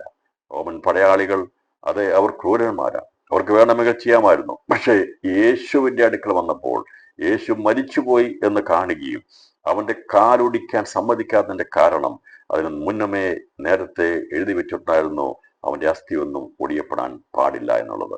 സങ്കീർത്തനം 34:20 സംഖ്യാപുസ്തകം 9-ാം അധ്യായം 12-ാം വാക്യവും പുറപ്പാട് പുസ്തകം 12-ാം അധ്യായം 46-ാമത്തെ വാക്യവും പ്രകാരമാണ് അത് അങ്ങനെ സംഭവിക്കാൻ പാടില്ലാതിരുന്നത്. നമുക്ക് പുറപ്പാട് പുസ്തകം അതിന്റെ 12-ാം അധ്യായം 46-ാം വാക്യം വായിക്കുമ്പോൾ പെസഹ കുഞ്ഞാടിനെ കുറിച്ചുള്ള നിയമം കൊടുക്കുമ്പോൾ അതിന്റെ വളരെ വ്യക്തമായി പറഞ്ഞിരുന്നു അതിന്റെ അസ്ഥികളൊന്നും ഒടിക്കാൻ പാടില്ല എന്നുള്ളത്. അത് തന്റെ പുത്രനായിരിക്കുന്ന ക്രിസ്തുവിനെ കണ്ടുകൊണ്ടാണ് അത് അങ്ങനെ നേരത്തെ പ്രസ്താവിച്ചത്. കാരണം യേശു ക്രിസ്തു മരിക്കുമെന്നും ഇങ്ങനെ കാലൊടിക്കേണ്ട സാഹചര്യം വരുമ്പോൾ അവന്റെ കാലൊടിയാൻ പാടില്ല എന്നുള്ളതും വളരെ വ്യക്തമായി മുന്നമേ രേഖപ്പെടുത്തിയിരുന്നു. 12-ാം അധ്യായം 46. അതത് വീട്ടിൽ വെച്ച് തന്നെ അത് തിന്നണം. ആ മാംസം ഒട്ടും വീട്ടിന് പുറത്ത് കൊണ്ടുപോകരുത്. അതിലൊരു അസ്ഥിയും ഒടിക്കരുത്. പുറപ്പാട് പുസ്തകം 12-ാം അധ്യായം 46. അപ്പൊ പെസഹ കുഞ്ഞാടാകുന്ന ക്രിസ്തുവിനെ അസ്ഥി അവന്റെ കാലൊടിച്ചിരുന്നെങ്കിൽ ഈ വചനം അത് നിവൃത്തിയിരിക്കപ്പെടത്തില്ല. അതുകൊണ്ടാണ് അവന്റെ അസ്ഥിയിൽ തൊടാൻ, അത് ഒടിക്കാൻ സമ്മതിക്കാതെ പടയാളികളെ കൊണ്ട് സമ്മതിച്ചു. രണ്ടുപേര് അപ്രയും കിടന്നവരുടെ കാലൊടിച്ചവര്, രണ്ട് കാലുകൾ ഒടിച്ചു. എന്നാൽ ഒന്ന് ആലോചിച്ചാണ് ക്രൂശി കിടക്കുന്ന രണ്ടുപേരുടെ കാലെങ്ങനെ ഒടിക്കുന്നുള്ളത്. എനിക്കത് ചിന്തിക്കാൻ കഴിയുന്നില്ല, എങ്ങനെയാണ് അവരെ ഒടിക്കുന്നുള്ളത്. അവര് എത്ര ബലം പ്രയോഗിച്ചായിരിക്കും ക്രൂശി കിടക്കുന്നവരുടെ കാലൊടിച്ച് കളയുന്നത്. അത് എങ്ങനെയാണ് അവരെ ഓടിച്ചെന്ന് എനിക്കറിയില്ല. പക്ഷേ യേശുവിന്റെ കാൽ ഒടിക്കാൻ അവരെ കൊണ്ട് കഴിഞ്ഞില്ല. കാരണം പെസഹ കുഞ്ഞാടിനെ കുറിച്ചുള്ള വ്യവസ്ഥയിൽ അത് രേഖപ്പെടുത്തിയിരുന്നു. സംഖ്യാപുസ്തകത്തിൽ അത് ആവർത്തിച്ചെഴുതി. സംഖ്യാപുസ്തകം 9-ാം അധ്യായം അതിന്റെ 12-ാം വാക്യത്തില് അതിന്റെ ആവർത്തനമുണ്ട്. സംഖ്യാപുസ്തകം 9-ാം അധ്യായം 12-ാം വാക്യം. രാവിലത്തേക്ക് അതിലൊന്നും ശേഷിപ്പിച്ച് വെക്കരുത്, അതിന്റെ അസ്ഥി ഒന്നും ഒടിക്കുകയും അരുത്. പെസഹയുടെ ചട്ടപ്രകാരം അവർ അത് ആചരിക്കണം. പെസഹയുടെ കുഞ്ഞാടായിരിക്കുന്ന കുഞ്ഞാടിനെ കുറിച്ച് രേഖപ്പെടുത്തിയിരുന്നത്, ആവർത്തിച്ച് പ്രസ്താവിച്ചത് അത് അതുപോലെ നിൽക്കാൻ വേണ്ടിയാണ് അത് അങ്ങനെ തന്നെ ചെയ്തത്. 34-ാം സങ്കീർത്തനം 20-ാം വാക്യത്തിലും ഈ വചനം വീണ്ടും ആവർത്തിക്കപ്പെടുവാടെ തീർന്നു. ഞാൻ പറഞ്ഞല്ലോ കുഞ്ഞാടിനെ കുറിച്ച്. അതുകൊണ്ടാണ് കർത്താവ് പറഞ്ഞത്, പ്രവാചക പുസ്തകങ്ങളിലും സങ്കീർത്തങ്ങളിലും എന്നെ കുറിച്ച് എഴുതിയിരിക്കുന്നു. അപ്പൊ ക്രിസ്തുവിനെ കുറിച്ച് എഴുതിയിരിക്കുന്ന പ്രവചനമാണ് ഓരോന്നും എന്നുള്ളത്. അത് വായിച്ചവർക്ക് മനസ്സിലായില്ലെങ്കിലും യേശു ലോകത്തിൽ വന്ന് പറഞ്ഞു എന്നെ കുറിച്ച് എഴുതിയിരിക്കുന്നത് എന്നുള്ളത് അതിനുശേഷമായി വെളിപ്പെടുത്തുവാട്ടിടയാത്തുന്നു. 34-ാം അധ്യായം 20-ാം വാക്യം. 20-ാം വാക്യം ഇരിക്കുന്ന, അവന്റെ അസ്ഥികളെ എല്ലാം അവൻ സൂക്ഷിക്കുന്നു, അവയിലൊന്നും ഒടിഞ്ഞു പോകുകയുമില്ല. അപ്പോൾ അവന്റെ അസ്ഥികളെ എല്ലാം അവൻ സൂക്ഷിക്കുന്നു. ആരാ സൂക്ഷിച്ചത്?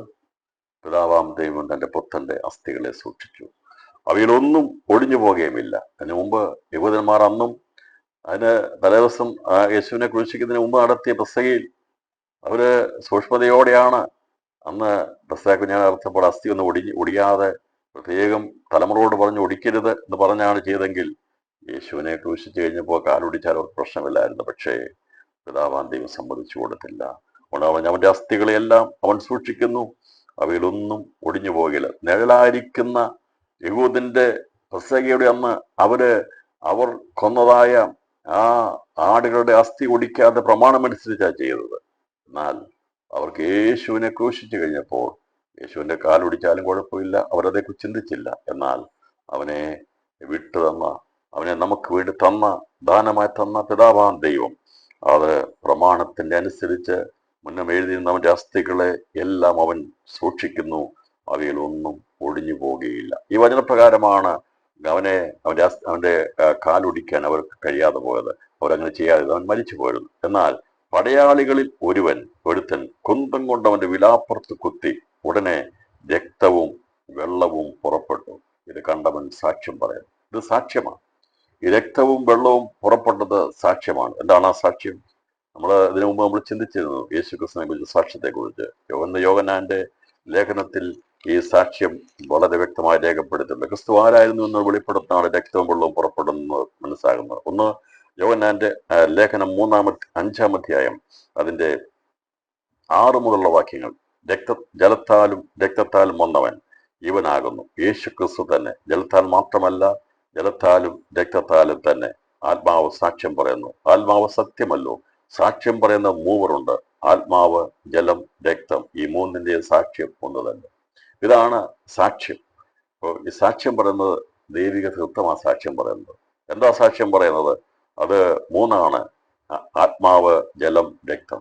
അപ്പൊ യേശു ക്രിസ്തു ആരായിരുന്നു എന്നുള്ളത് വെളിപ്പെടുത്തൽ. ക്രിസ്തു സാക്ഷാൽ ദൈവമായിരുന്നുള്ളതും ദൈവിക തൃത്വമായിരുന്നു എന്നുള്ളതും ഈ രക്തവും വെള്ളവും പുറപ്പെടുന്ന വെളിപ്പെടുകയാണ്. നമുക്ക് അവിടെ കാണാൻ സാധിക്കുന്നത് ഇവിടെ 3 കാര്യങ്ങളാണ്: ആത്മാവ്, ജലം, രക്തം.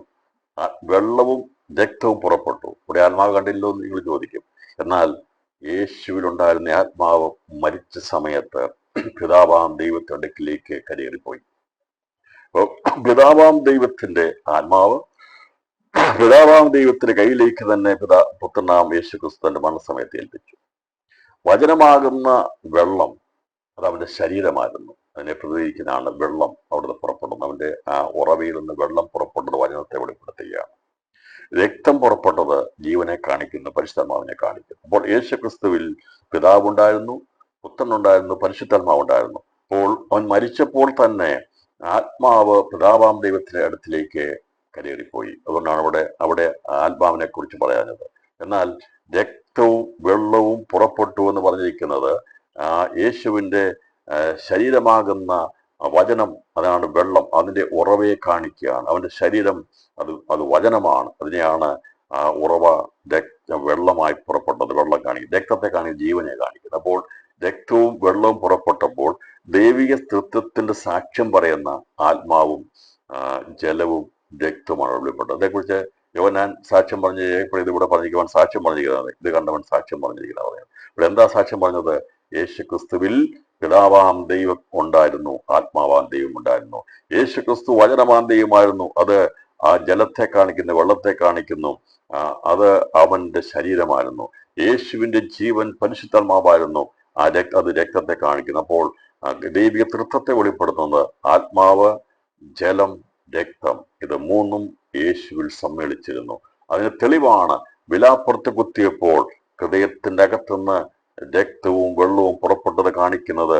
നസയനായിരിക്കുന്ന അവൻ മനുഷ്യൻ ആയി ലോകത്തിൽ വന്നെങ്കിലും അവൻ സാക്ഷാൽ ദൈവമായിരുന്നു. അവനിൽ ദൈവിക തൃത്വമുണ്ടായിരുന്നു. അവന്റെ ശരീരം വചനമായിരുന്നു. അവന്റെ ഉള്ളിലെ ജീവൻ പരിശുദ്ധാത്മാവായിരുന്നു. അവന്റെ ഉള്ളിലെ ആ ആത്മാവ് അത് പിതാവാം ദൈവത്തിന്റെ ശക്തിയുടെ ആത്മാവായിരുന്നു. അതാണ് ഇവിടെ രക്തവും വെള്ളവും പുറപ്പെട്ടെന്ന് ഇവിടെ കണ്ടവൻ എൻ്റെ ആ സാക്ഷ്യം പറഞ്ഞിരിക്കുന്നത്. അവരുടെ സാക്ഷ്യം സത്യമാകുന്നു. ഈ സാക്ഷ്യമാണ് വീണ്ടും ലേഖനത്തിൽ രേഖപ്പെടുത്തിയിരിക്കുന്നത്. നിങ്ങൾ വിശ്വസിക്കേണ്ടതിന് താൻ സത്യം പറയുന്ന അവൻ അറിയുന്നു. അഥവാ അതിന്റെ അർത്ഥം യേശു മരിച്ചുവെന്നും അവന്റെ വിലാപ്പുറം കുത്തി തുറന്നപ്പോൾ വചനവും രക്തവും ജീവനും വെളിപ്പെട്ടെന്നും കർത്താവ് പറഞ്ഞു. അവന്റെ അടുക്കൽ വന്നാൽ അവന്റെ ശരീരം അത് അപ്പമാണെന്നും അവന്റെ രക്തം അത് പാനീയമാണെന്നും പറഞ്ഞു. കർത്താവ് പറഞ്ഞു, എങ്കിൽ നിന്ന് ജീവന്റെ ജലനദി ഉറവ, രക്ഷയുടെ ഉറവയായി ക്രിസ്തു അത് വെളിപ്പെടുവാട്ടിടയാക്കുന്നു. അന്ന് ഒഴുക്കപ്പെട്ടതായ ആ ഉറവ ഇതുവരെ വറ്റിപ്പോയിട്ടില്ല. അതിന്നും ഈ ലോകത്തിൽ വ്യാപരിക്കുന്നുണ്ട്. യേശു ക്രിസ്തുവിന്റെ ജീവനാകുന്ന പരിശുദ്ധാത്മാവിന്റെ നദിയും വചനത്തിന്റെ ശക്തിയും വ്യാപരിക്കുമ്പോൾ പിതാവാം ദൈവം അവിടെ ശക്തിയായി വ്യാപരിച്ചുകൊണ്ടാണ് ഒരുവനെ രക്ഷയിലേക്കും ദൈവസഭയുടെ അടിസ്ഥാനത്തിലേക്കും കർത്താവ് അവനോട് ഒരുക്കപ്പെടുന്നു എന്നുള്ളതും ഇവിടെ ഇത്തരണത്തെ നമുക്ക് മനസ്സിലാക്കാൻ സാധിക്കുന്നു. എന്നിട്ട് പറയാണ്, അവന്റെ ഒരു അസ്ഥിയും ഒഴിഞ്ഞു പോകുകയില്ല എന്നുള്ള തിരുവെഴുത്ത് നിവൃത്തിയാണ്ട് തന്നെ സംഭവിച്ചു.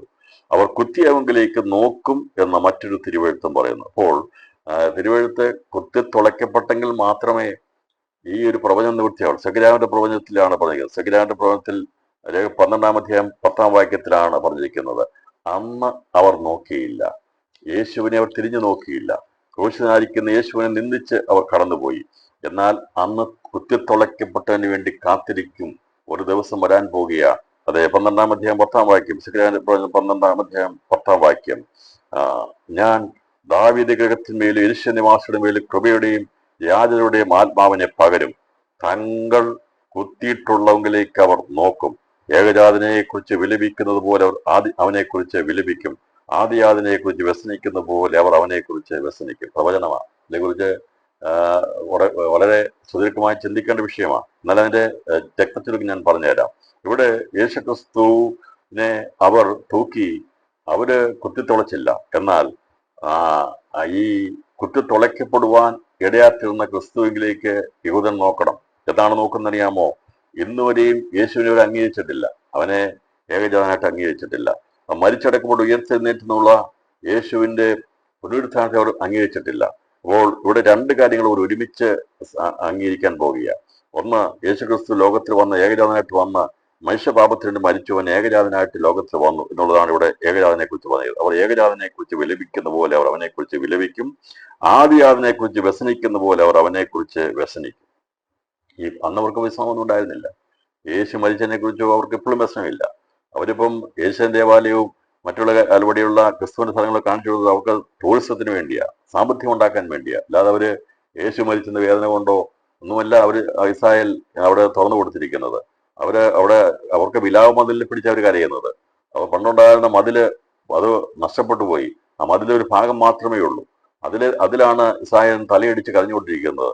അവർ ക്രിസ്തുവിന്റെ ക്രൂശീകരണത്തെക്കുറിച്ചോ യേശുവേറ്റ കഷ്ടതയെക്കുറിച്ചോ അവൻ ചിന്തിക്കത്തില്ല. അവന് പണ്ടുണ്ടായിരുന്ന ആ മതിലിന്റെ ഒരു ഭാഗം മാത്രമേ ഇന്നുള്ളൂ. അതിനെ വിലാപ മതിൽ എന്ന് പറയുന്നത്. എല്ലാ യഹൂദനും പോയി തലയടിച്ച് അതിൽ കരഞ്ഞ് വിലപിക്കുന്നത്. എന്നാൽ അവന്റെ വിലാപം മാറാൻ പോകുകയാ. ഇന്നും അവർ വിലപിച്ചുകൊണ്ടിരിക്കുന്നതില വിലപിക്കുന്നത്. അവർ യേശുവിനെ കുറിച്ച് വിലപിക്കുന്നില്ല. അതേക്കുറിച്ച് അവർ കരയുന്നില്ല. അവർക്ക് അതേക്കുറിച്ച് അറിയത്തില്ല. അവര് ടൂറിസത്തിന് വേണ്ടി വിട്ടുകൊടുത്തിരിക്കുക. എന്നാൽ ഒരു ദിവസം വരാൻ പോകുകയാ.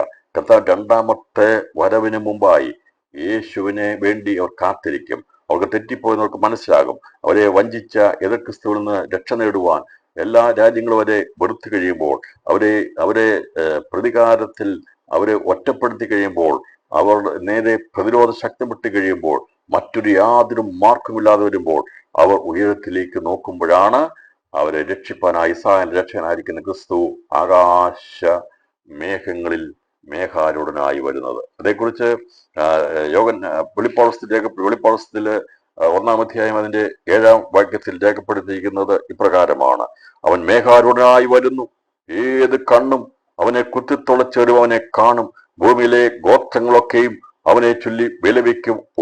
ആമേൻ. അങ്ങനെ തന്നെ സംഭവിക്കുന്നത്. സെഖര്യാ പ്രവചനത്തിന്റെ പ്രവചനം എടുത്തിരുന്നത് ഇവിടെ. അപ്പോൾ ഈ പ്രവചനമൊക്കെ നടക്കണമെങ്കിൽ സെഖര്യാ പ്രവചിച്ചപ്പോൾ യേശുക്രിസ്തു രണ്ടാമത്തെ വരവെങ്കിൽ നടക്കാൻ പോകുന്ന സംഭവത്തെക്കുറിച്ചുള്ള വിലാപത്തെക്കുറിച്ച് അവിടെ രേഖപ്പെടുത്തി. അപ്പൊ അത് സംഭവിക്കണമെങ്കിൽ 1-ാമത്തെ വരവെങ്കിലും കുത്തിത്തുളയ്ക്കപ്പെടണമായിരുന്നു. എന്നോട് ഞാൻ ഒരു സംവാദത്തിൽ ഇങ്ങനെ സമ്പാദിക്കേണ്ടതായിട്ട് വന്നു കഴിഞ്ഞപ്പോൾ യേശു ക്രിസ്തു ദൈവമല്ല എന്ന് പറയുന്ന ഒരു കൂട്ടരോട് സമ്പാദിക്കേണ്ടിട്ട് വന്നു. അവരോട് പറഞ്ഞു, പൗലോസ് എഴുതിയ ഒരു ലേഖനം ഞങ്ങൾ അംഗീകരിക്കത്തില്ല, ഒരു ലേഖനം പോലും ഞങ്ങൾ അംഗീകരിക്കത്തില്ല. പൗലോസ് എഴുതിയ ലേഖനം കൂടാതെ യേശു ക്രിസ്തു ദൈവമാണെന്ന് വെളിപ്പെടുത്തണമെന്നായിരുന്നു എന്നോട് പറഞ്ഞ ഒരു വ്യവസ്ഥ. ഞാൻ പറഞ്ഞു, സമ്മതിച്ചു, ഞാൻ അംഗീകരിച്ചു കൊടുത്തു. ഞാൻ അന്ന് അവരോട് സംസാരിച്ചപ്പോൾ സെഖര്യാവിന്റെ പ്രവചനം വെളിപ്പാടോസ്തപ്പെടുത്താൻ ഞാൻ പഠിപ്പിച്ചത് അവർക്ക് മനസ്സിലാക്കി കൊടുത്തു. അവർ അംഗീകരിപ്പാടെ തീർന്നു. ഞാൻ സങ്കീർത്തനങ്ങളും പ്രവചന പുസ്തകങ്ങളും എടുത്തു. ഈ സെഖര്യാവിന്റെ പ്രവചനം എടുത്ത് അതിന്റെ 2 ഭാഗത്തെക്കുറിച്ച് മനസ്സിലാക്കി കൊടുത്തു. ഒന്ന്, അവൻ കുത്തിത്തുളയ്ക്കപ്പെടണം എന്നുള്ളതും കുത്തിയെങ്കിലേക്ക് നോക്കണമെന്നുള്ളത് രണ്ടും 2 സന്ദർഭങ്ങളാണ് നടക്കുന്നത്. അവൻ കുത്തിത്തുളയ്ക്കപ്പെട്ടത് നാം ഇപ്പോൾ പഠിച്ചുകൊണ്ടിരിക്കുന്ന ഭാഗത്താണ് നടക്കുന്നത്. രണ്ടാമത്, കുത്തിയെങ്കിലേക്ക് നോക്കുമെന്നുള്ളത് ഇതുവരെ സംഭവിച്ചിട്ടില്ല. അത് സംഭവിക്കുന്നതിനെ കുറിച്ച് വെളിപ്പാട് രേഖപ്പെടുത്തിയിരിക്കുകയാണ്. അപ്പോൾ യേശുക്രിസ്തുവിനെ പടയാളി കുത്തിത്തുളച്ചപ്പോൾ, അവന്റെ വിലാപ്പുറം കുത്തിത്തുളച്ചപ്പോൾ, അത് അവന്റെ ഹൃദയത്തിലേക്ക് ചെന്ന് കയറത്തക്കവണ്ണം ആ കുന്തത്തിന്റെ മുന കടന്നു ചെന്ന് കഴിഞ്ഞപ്പോൾ, രക്തവും വെള്ളവും അതിലൂടെ ഒഴുകിയപ്പോൾ നാം അതിന് സാക്ഷ്യം പറയുക. അതെ, അവന്റെ വചനത്തിലൂടെ, രക്തത്തിലൂടെ, ആത്മാവിലൂടെയാണ് നമുക്ക് രക്ഷയുള്ളത്, മാനവംശത്തിന് വിടുതലുള്ളത്. കുഞ്ഞാടിന്റെ രക്തത്തിലൂടെ, വചനത്തിലൂടെ, അവന്റെ ആത്മാവിലൂടെയാണ്. പിതാവിനെയും പുത്രനെയും പരിശുദ്ധാത്മാവിനെയും കൂടാതെ രക്ഷയില്ല, വിടുതലില്ല. അതുകൊണ്ടാണ് ദൈവിക തൃത്വത്തെ നാം മുറുകെ പിടിക്കുന്നത്. നാം സർവശക്തനായ ദൈവത്തിൽ പിതാവുണ്ടെന്നും, അല്ലെങ്കിൽ ആത്മാവം ശക്തിയുടെ ദൈവമുണ്ടെന്നും, അത് ദൈവശക്തിയാണെന്നും, അവനിൽ ജീവന്റെ ഉറവയുണ്ടെന്നും, അവൻ അതുപോലെ തന്നെ അവൻ സകലത്തെ തന്റെ ശക്തിയുടെ വചനം കൊണ്ട് സൃഷ്ടിക്കുന്ന വചനവും ഉണ്ടെന്ന് നാം വിശ്വസിക്കുന്നു. അതാ 3 വെളിപ്പെടുത്തിയിരിക്കുന്നത്. നമ്മളത് വിശ്വസിക്കുന്നു.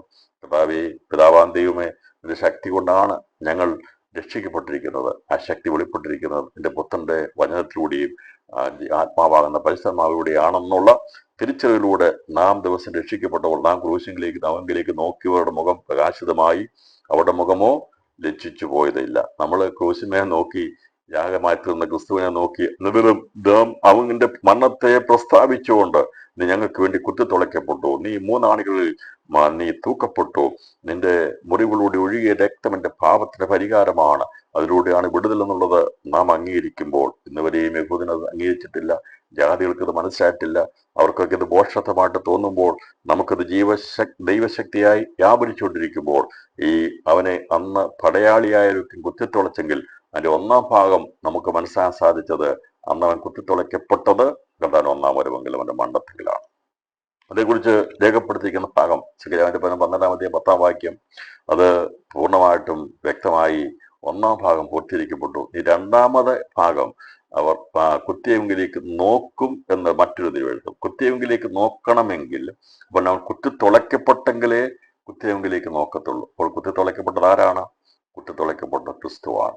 അപ്പോൾ കുത്തിയെങ്കിലേക്ക് നോക്കും എന്നുള്ളത് നമ്മൾ അല്ല പ്രിയപ്പെട്ടവരെ. കുത്തിയെങ്കിലേക്ക് നോക്കുന്നത് നാം നമ്മുടെ ജീവിതത്തിൽ ക്രിസ്തുവിനെ, അവനെ ക്രൂശിതനായിരിക്കുന്ന ക്രിസ്തു നമുക്ക് വേണ്ടിയാണെന്നുള്ളത് മനസ്സിലാക്കി ആത്മാവിൽ നിന്ന് രക്ഷ പ്രാപിച്ചവരാ. എന്നാൽ ഇത് അക്ഷരികമായിട്ട് സംഭവിക്കാൻ പോകുന്നതാണ്. അപ്പോൾ യേശു ക്രിസ്തു കുത്തിത്തുളയ്ക്കപ്പെട്ടു എന്നുള്ളതും, അപ്പോൾ അവനെ അവർ നോക്കുമെന്നും അവർ വിലാപമുണ്ടാകുമെന്നും ഏകജാതിനെ കുറിച്ചും ആദിജാതിനെ കുറിച്ചും വിലപിക്കും എന്നുള്ളത് യേശു ക്രിസ്തുവിന്റെ ഒന്നാമത്തെ വരവെങ്കിൽ യേശു മനുഷ്യപാപത്തിന് വേണ്ടി പരിഹാരമായി തീർന്ന അവൻ മരിച്ചെന്നുള്ളതാണ് ഏകജാതനുള്ള ബന്ധത്തിലുള്ളെങ്കിൽ, മരണത്തെ ജയിച്ച് പുനരുത്ഥാനം പ്രാപിച്ച യേശു ആദിജാതനായി പോയെന്നുള്ളത് അന്നവർക്ക് മനസ്സിലാകും. ഇന്ന് വരെ അവർക്ക് മനസ്സിലാകത്തില്ല. അതുകൊണ്ടാണ് ഇവിടെ പറയുന്നത് 1-ാം വാക്യം, ഇതാ അവൻ മേഘാരൂഢനായി വരുന്നു, ഏത് കണ്ണും അവനെ കുത്തിത്തുളച്ചവരും അവനെ കാണും, ഭൂമിയിലെ ഗോത്രങ്ങളൊക്കെയും അവനെ ചൊല്ലി വിലപിക്കും.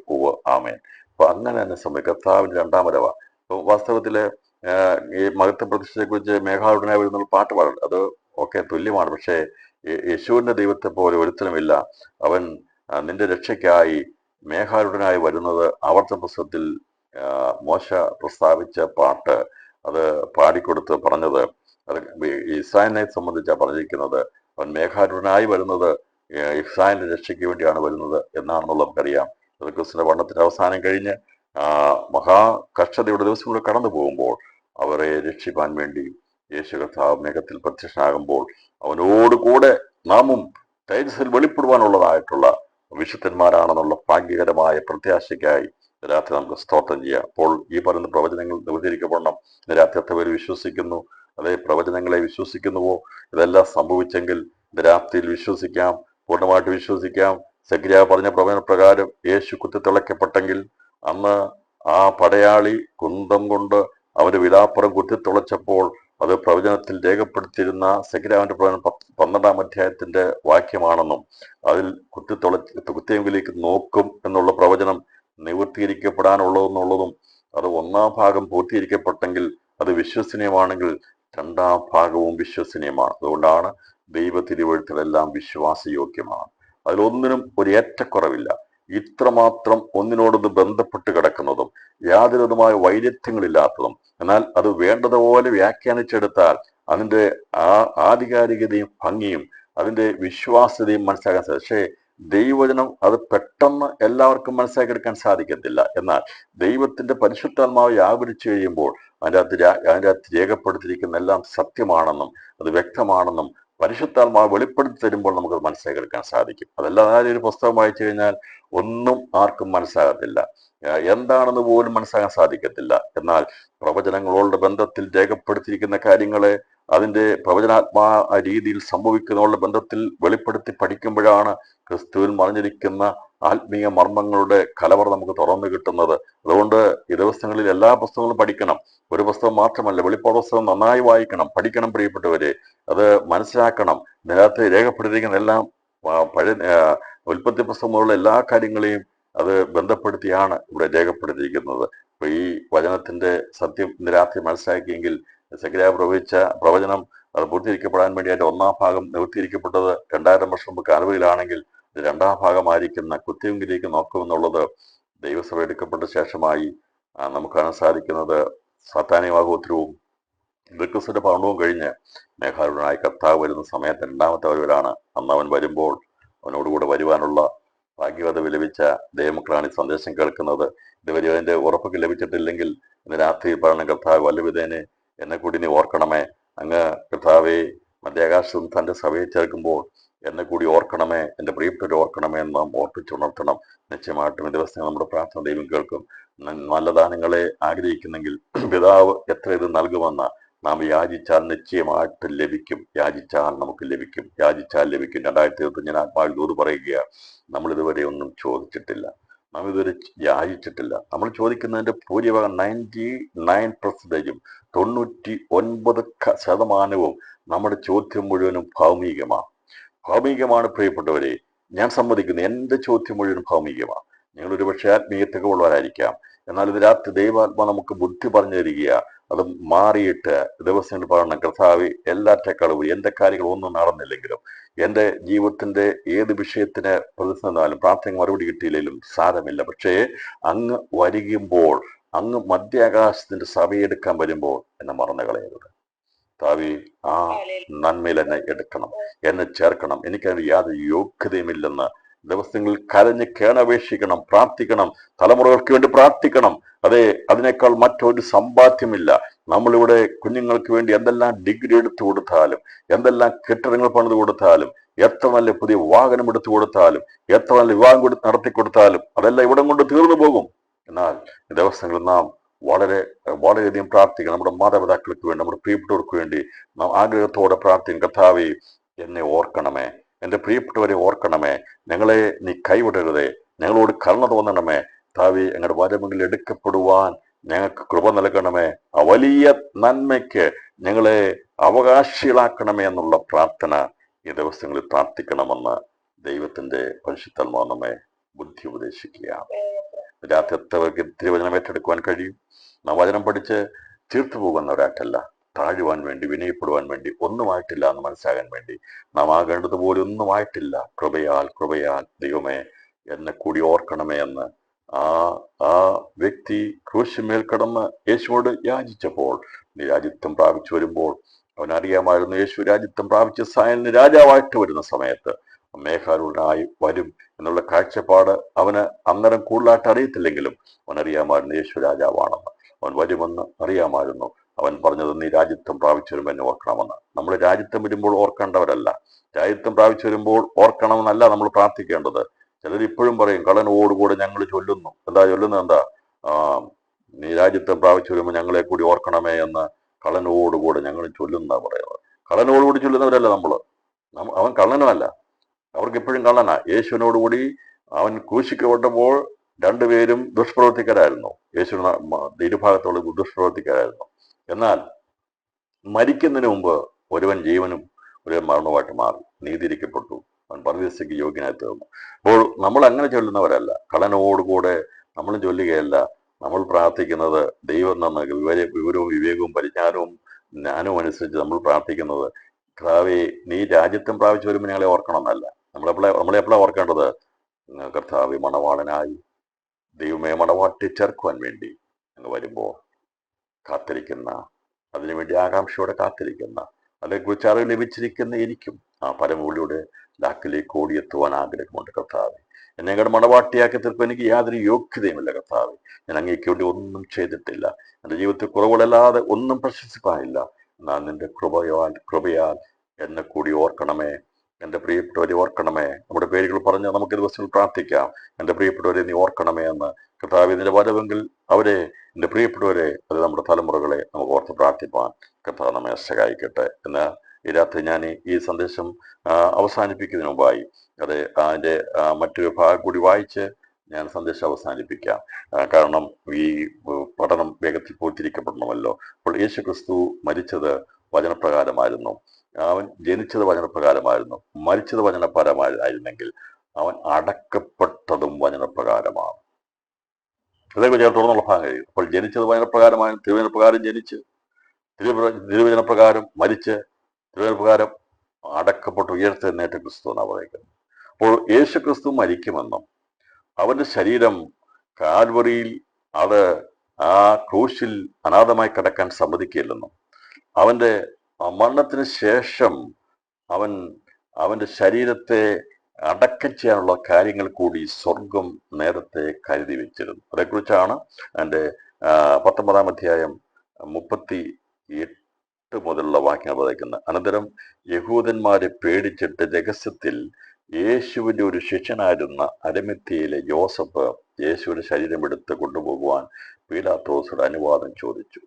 പീലാത്തോസ് അനുവദിക്കിയാൽ അവൻ വന്ന് അവന്റെ ശരീരം എടുത്തു. അപ്പോൾ ഈ യേശുക്രിസ്തുവിന്റെ ശരീരം അടക്കപ്പെടണം. അത് അതിൻ്റെതായിട്ടുള്ള എല്ലാവിധമായിരിക്കുന്ന ബഹുമാനത്തോടുകൂടി അടക്കപ്പെടണം സ്വർഗത്തിന്റെ പ്രവൃത്തിയായിരുന്നു. അതല്ല എങ്കിൽ നമുക്ക് സഭാപ്രസംഗങ്ങളുടെ പ്രസംഗം വായിക്കുമ്പോൾ 3-ാം അധ്യായം 3-ാം വാക്യം വായിക്കുമ്പോൾ ആ ഒരു വചനം യേശുക്രിസ്തുവിന്റെ ജീവിതത്തോടുള്ള ബന്ധത്തിൽ നാം വായിക്കുമ്പോൾ കാണാൻ സാധിക്കുന്നത്, അവൻ അപമതിക്കപ്പെട്ടിരുന്നെങ്കിൽ, അവ അവമാനിക്കപ്പെട്ടു പോയി, അവന്റെ ശവം അടക്കാൻ ആരുമില്ലായിരുന്നെങ്കിൽ നിശ്ചയമായിട്ടും ഈ സദൃശവാക്യം, ഈ സഭാപ്രസംഗം എഴുതിയിരിക്കുന്ന പുസ്തകത്തിലെ വചനം വായിക്കുമ്പോൾ നമുക്കതേക്കുറിച്ച് ചോദ്യം ഉയരുമായിരുന്നു. എന്നാൽ കർത്താവ് മുന്നമേ, ദൈവം സ്വർഗം മുന്നമേ തന്നെ അതിന് എല്ലാ കാര്യങ്ങളെയും അത് വേണ്ട രീതിയിൽ അതിന് ചെയ്തിരുന്നു എന്നാണ് ഇവിടെ കാണുന്നത്. 6-ാം അധ്യായം 3-ാം വാക്യം, 6:3. 3-ാം അധ്യായം സഭാപ്രസംഗയുടെ പുസ്തകം 6-ാം അധ്യായം 3-ാം വാക്യമാണ്. 3-ാം അധ്യായം 6-ാം അധ്യായം ഇങ്ങനെ രേഖപ്പെടുന്നത്, ഒരു മനുഷ്യൻ 100 മക്കളെ ജനിപ്പിക്കുകയും ഏറിയ സംവത്സരം ജീവിച്ച് ദീർഘായുസ് ആയിരിക്കുകയും ചെയ്തിട്ടും അവൻ നന്മ അനുഭവിച്ച് തൃപ്തനാകാതെയും ഒരു ശവസംസ്കാരം പ്രാപിക്കാതെയും പോയാൽ ഗർഭം അലസിപ്പോയ പിണ്ണം അവനേക്കാൾ നന്ന് എന്ന് ഞാൻ പറയുന്നു. ജ്ഞാനിയായ ശലോമോൻ എഴുതി വെച്ചു ഇപ്രകാരം. ഇവിടെ ഒന്ന് ആലോചിച്ച് നോക്കുക, യേശുക്രിസ്തുവിന് വേണ്ടതായിരിക്കുന്ന ശവസംസ്കാരം കിട്ടിയിട്ടില്ല എങ്കിൽ ഈ വചനപ്രകാരം അത് ഗർഭം അലസിപ്പോ ഒരു പിണ്ണത്തിന് തുല്യമായി മാറുമായിരുന്നു. എന്നാൽ അങ്ങനെ ദൈവാത്മാവ് ശലോമനെ കുറിച്ച് എഴുതിക്കുന്നതിന് മുമ്പ് തന്നെ അതേക്കുറിച്ചുള്ള കാഴ്ചപ്പാട് ദൈവം നേരത്തെ കണ്ടിരുന്നു. അതുകൊണ്ടാണ് പറയുന്നത്, ഒരു മനുഷ്യൻ 100 മക്കളെ ജനിപ്പിക്കുകയും ഏറിയ സംവത്സരം ജീവിച്ച് ദീർഘായുസ് ഇരിക്കുകയും ചെയ്തിട്ടും അവൻ നന്മ അനുഭവിച്ച് തൃപ്തനാകാതെയും ഒരു സംസ്കാരം പ്രാപിക്കാതെയും പോയാൽ ഗർഭം അലസിപ്പോയ പിണ്ണം അവനേക്കാൾ നന്ന് എന്ന് ഞാൻ പറയുന്നു. ഇങ്ങനെ ഒരു വചനം രേഖപ്പെടുത്തിയിരിക്കുമ്പോൾ ഈ വചനപ്രകാരം, ഞാൻ പറഞ്ഞ വചനം കൊണ്ട് തന്നെ തെളിയിക്കണം. അങ്ങനെ രേഖപ്പെടുത്തിയിരിക്കുന്നെങ്കിൽ യേശുക്രിസ്തു തൃപ്തനായിട്ടാണോ മരിച്ചത്? യേശുക്രിസ്തു മരണത്തിൽ ആരായിരുന്നു എന്നുള്ളതാണ് ഞാൻ പറഞ്ഞല്ലോ. ഇപ്പം ഇങ്ങനെ ഈ വചനം എഴുതുന്ന ക്രിസ്തുവിനോട് ബന്ധത്തിലാണ്. അതല്ലാതെ ഇപ്പം ഒരു സുവിശേഷനായിരിക്കുന്ന ഒരു വ്യക്തിയെ കൊന്ന് എവിടെയെങ്കിലും വലിച്ചെറിഞ്ഞാൽ അതിൽ കണക്കാക്കത്തില്ല, അത് പ്രശ്നമില്ല. ഞാൻ പറഞ്ഞത് നമ്മളെ എവിടെ കൊണ്ടിട്ടോട്ട് വിഷയമല്ല. പക്ഷേ ക്രിസ്തുവിനെ സംബന്ധിച്ച് ഇത് അങ്ങനെ പാടില്ല. അതുകൊണ്ടാണ് അവിടെ രേഖപ്പെടുത്തിയത്. അങ്ങനെ സംഭവിക്കാൻ പാടില്ല. അത് ഗർഭാനുസരിച്ച് പെണ്ണും പോലെ ആയിപ്പോവാൻ പാടില്ല. നമ്മളോ ക്രിസ്ത്യാനായിട്ടുള്ളവരെ നമുക്കറിയാം, മൃഗങ്ങൾക്ക് ഇട്ടുകൊടുത്തിട്ടുണ്ട്, സംസ്കാരം നടത്തിയിട്ടില്ല, മൃഗങ്ങൾക്ക് കൊന്നു നിന്നും പോയിട്ടുണ്ട്.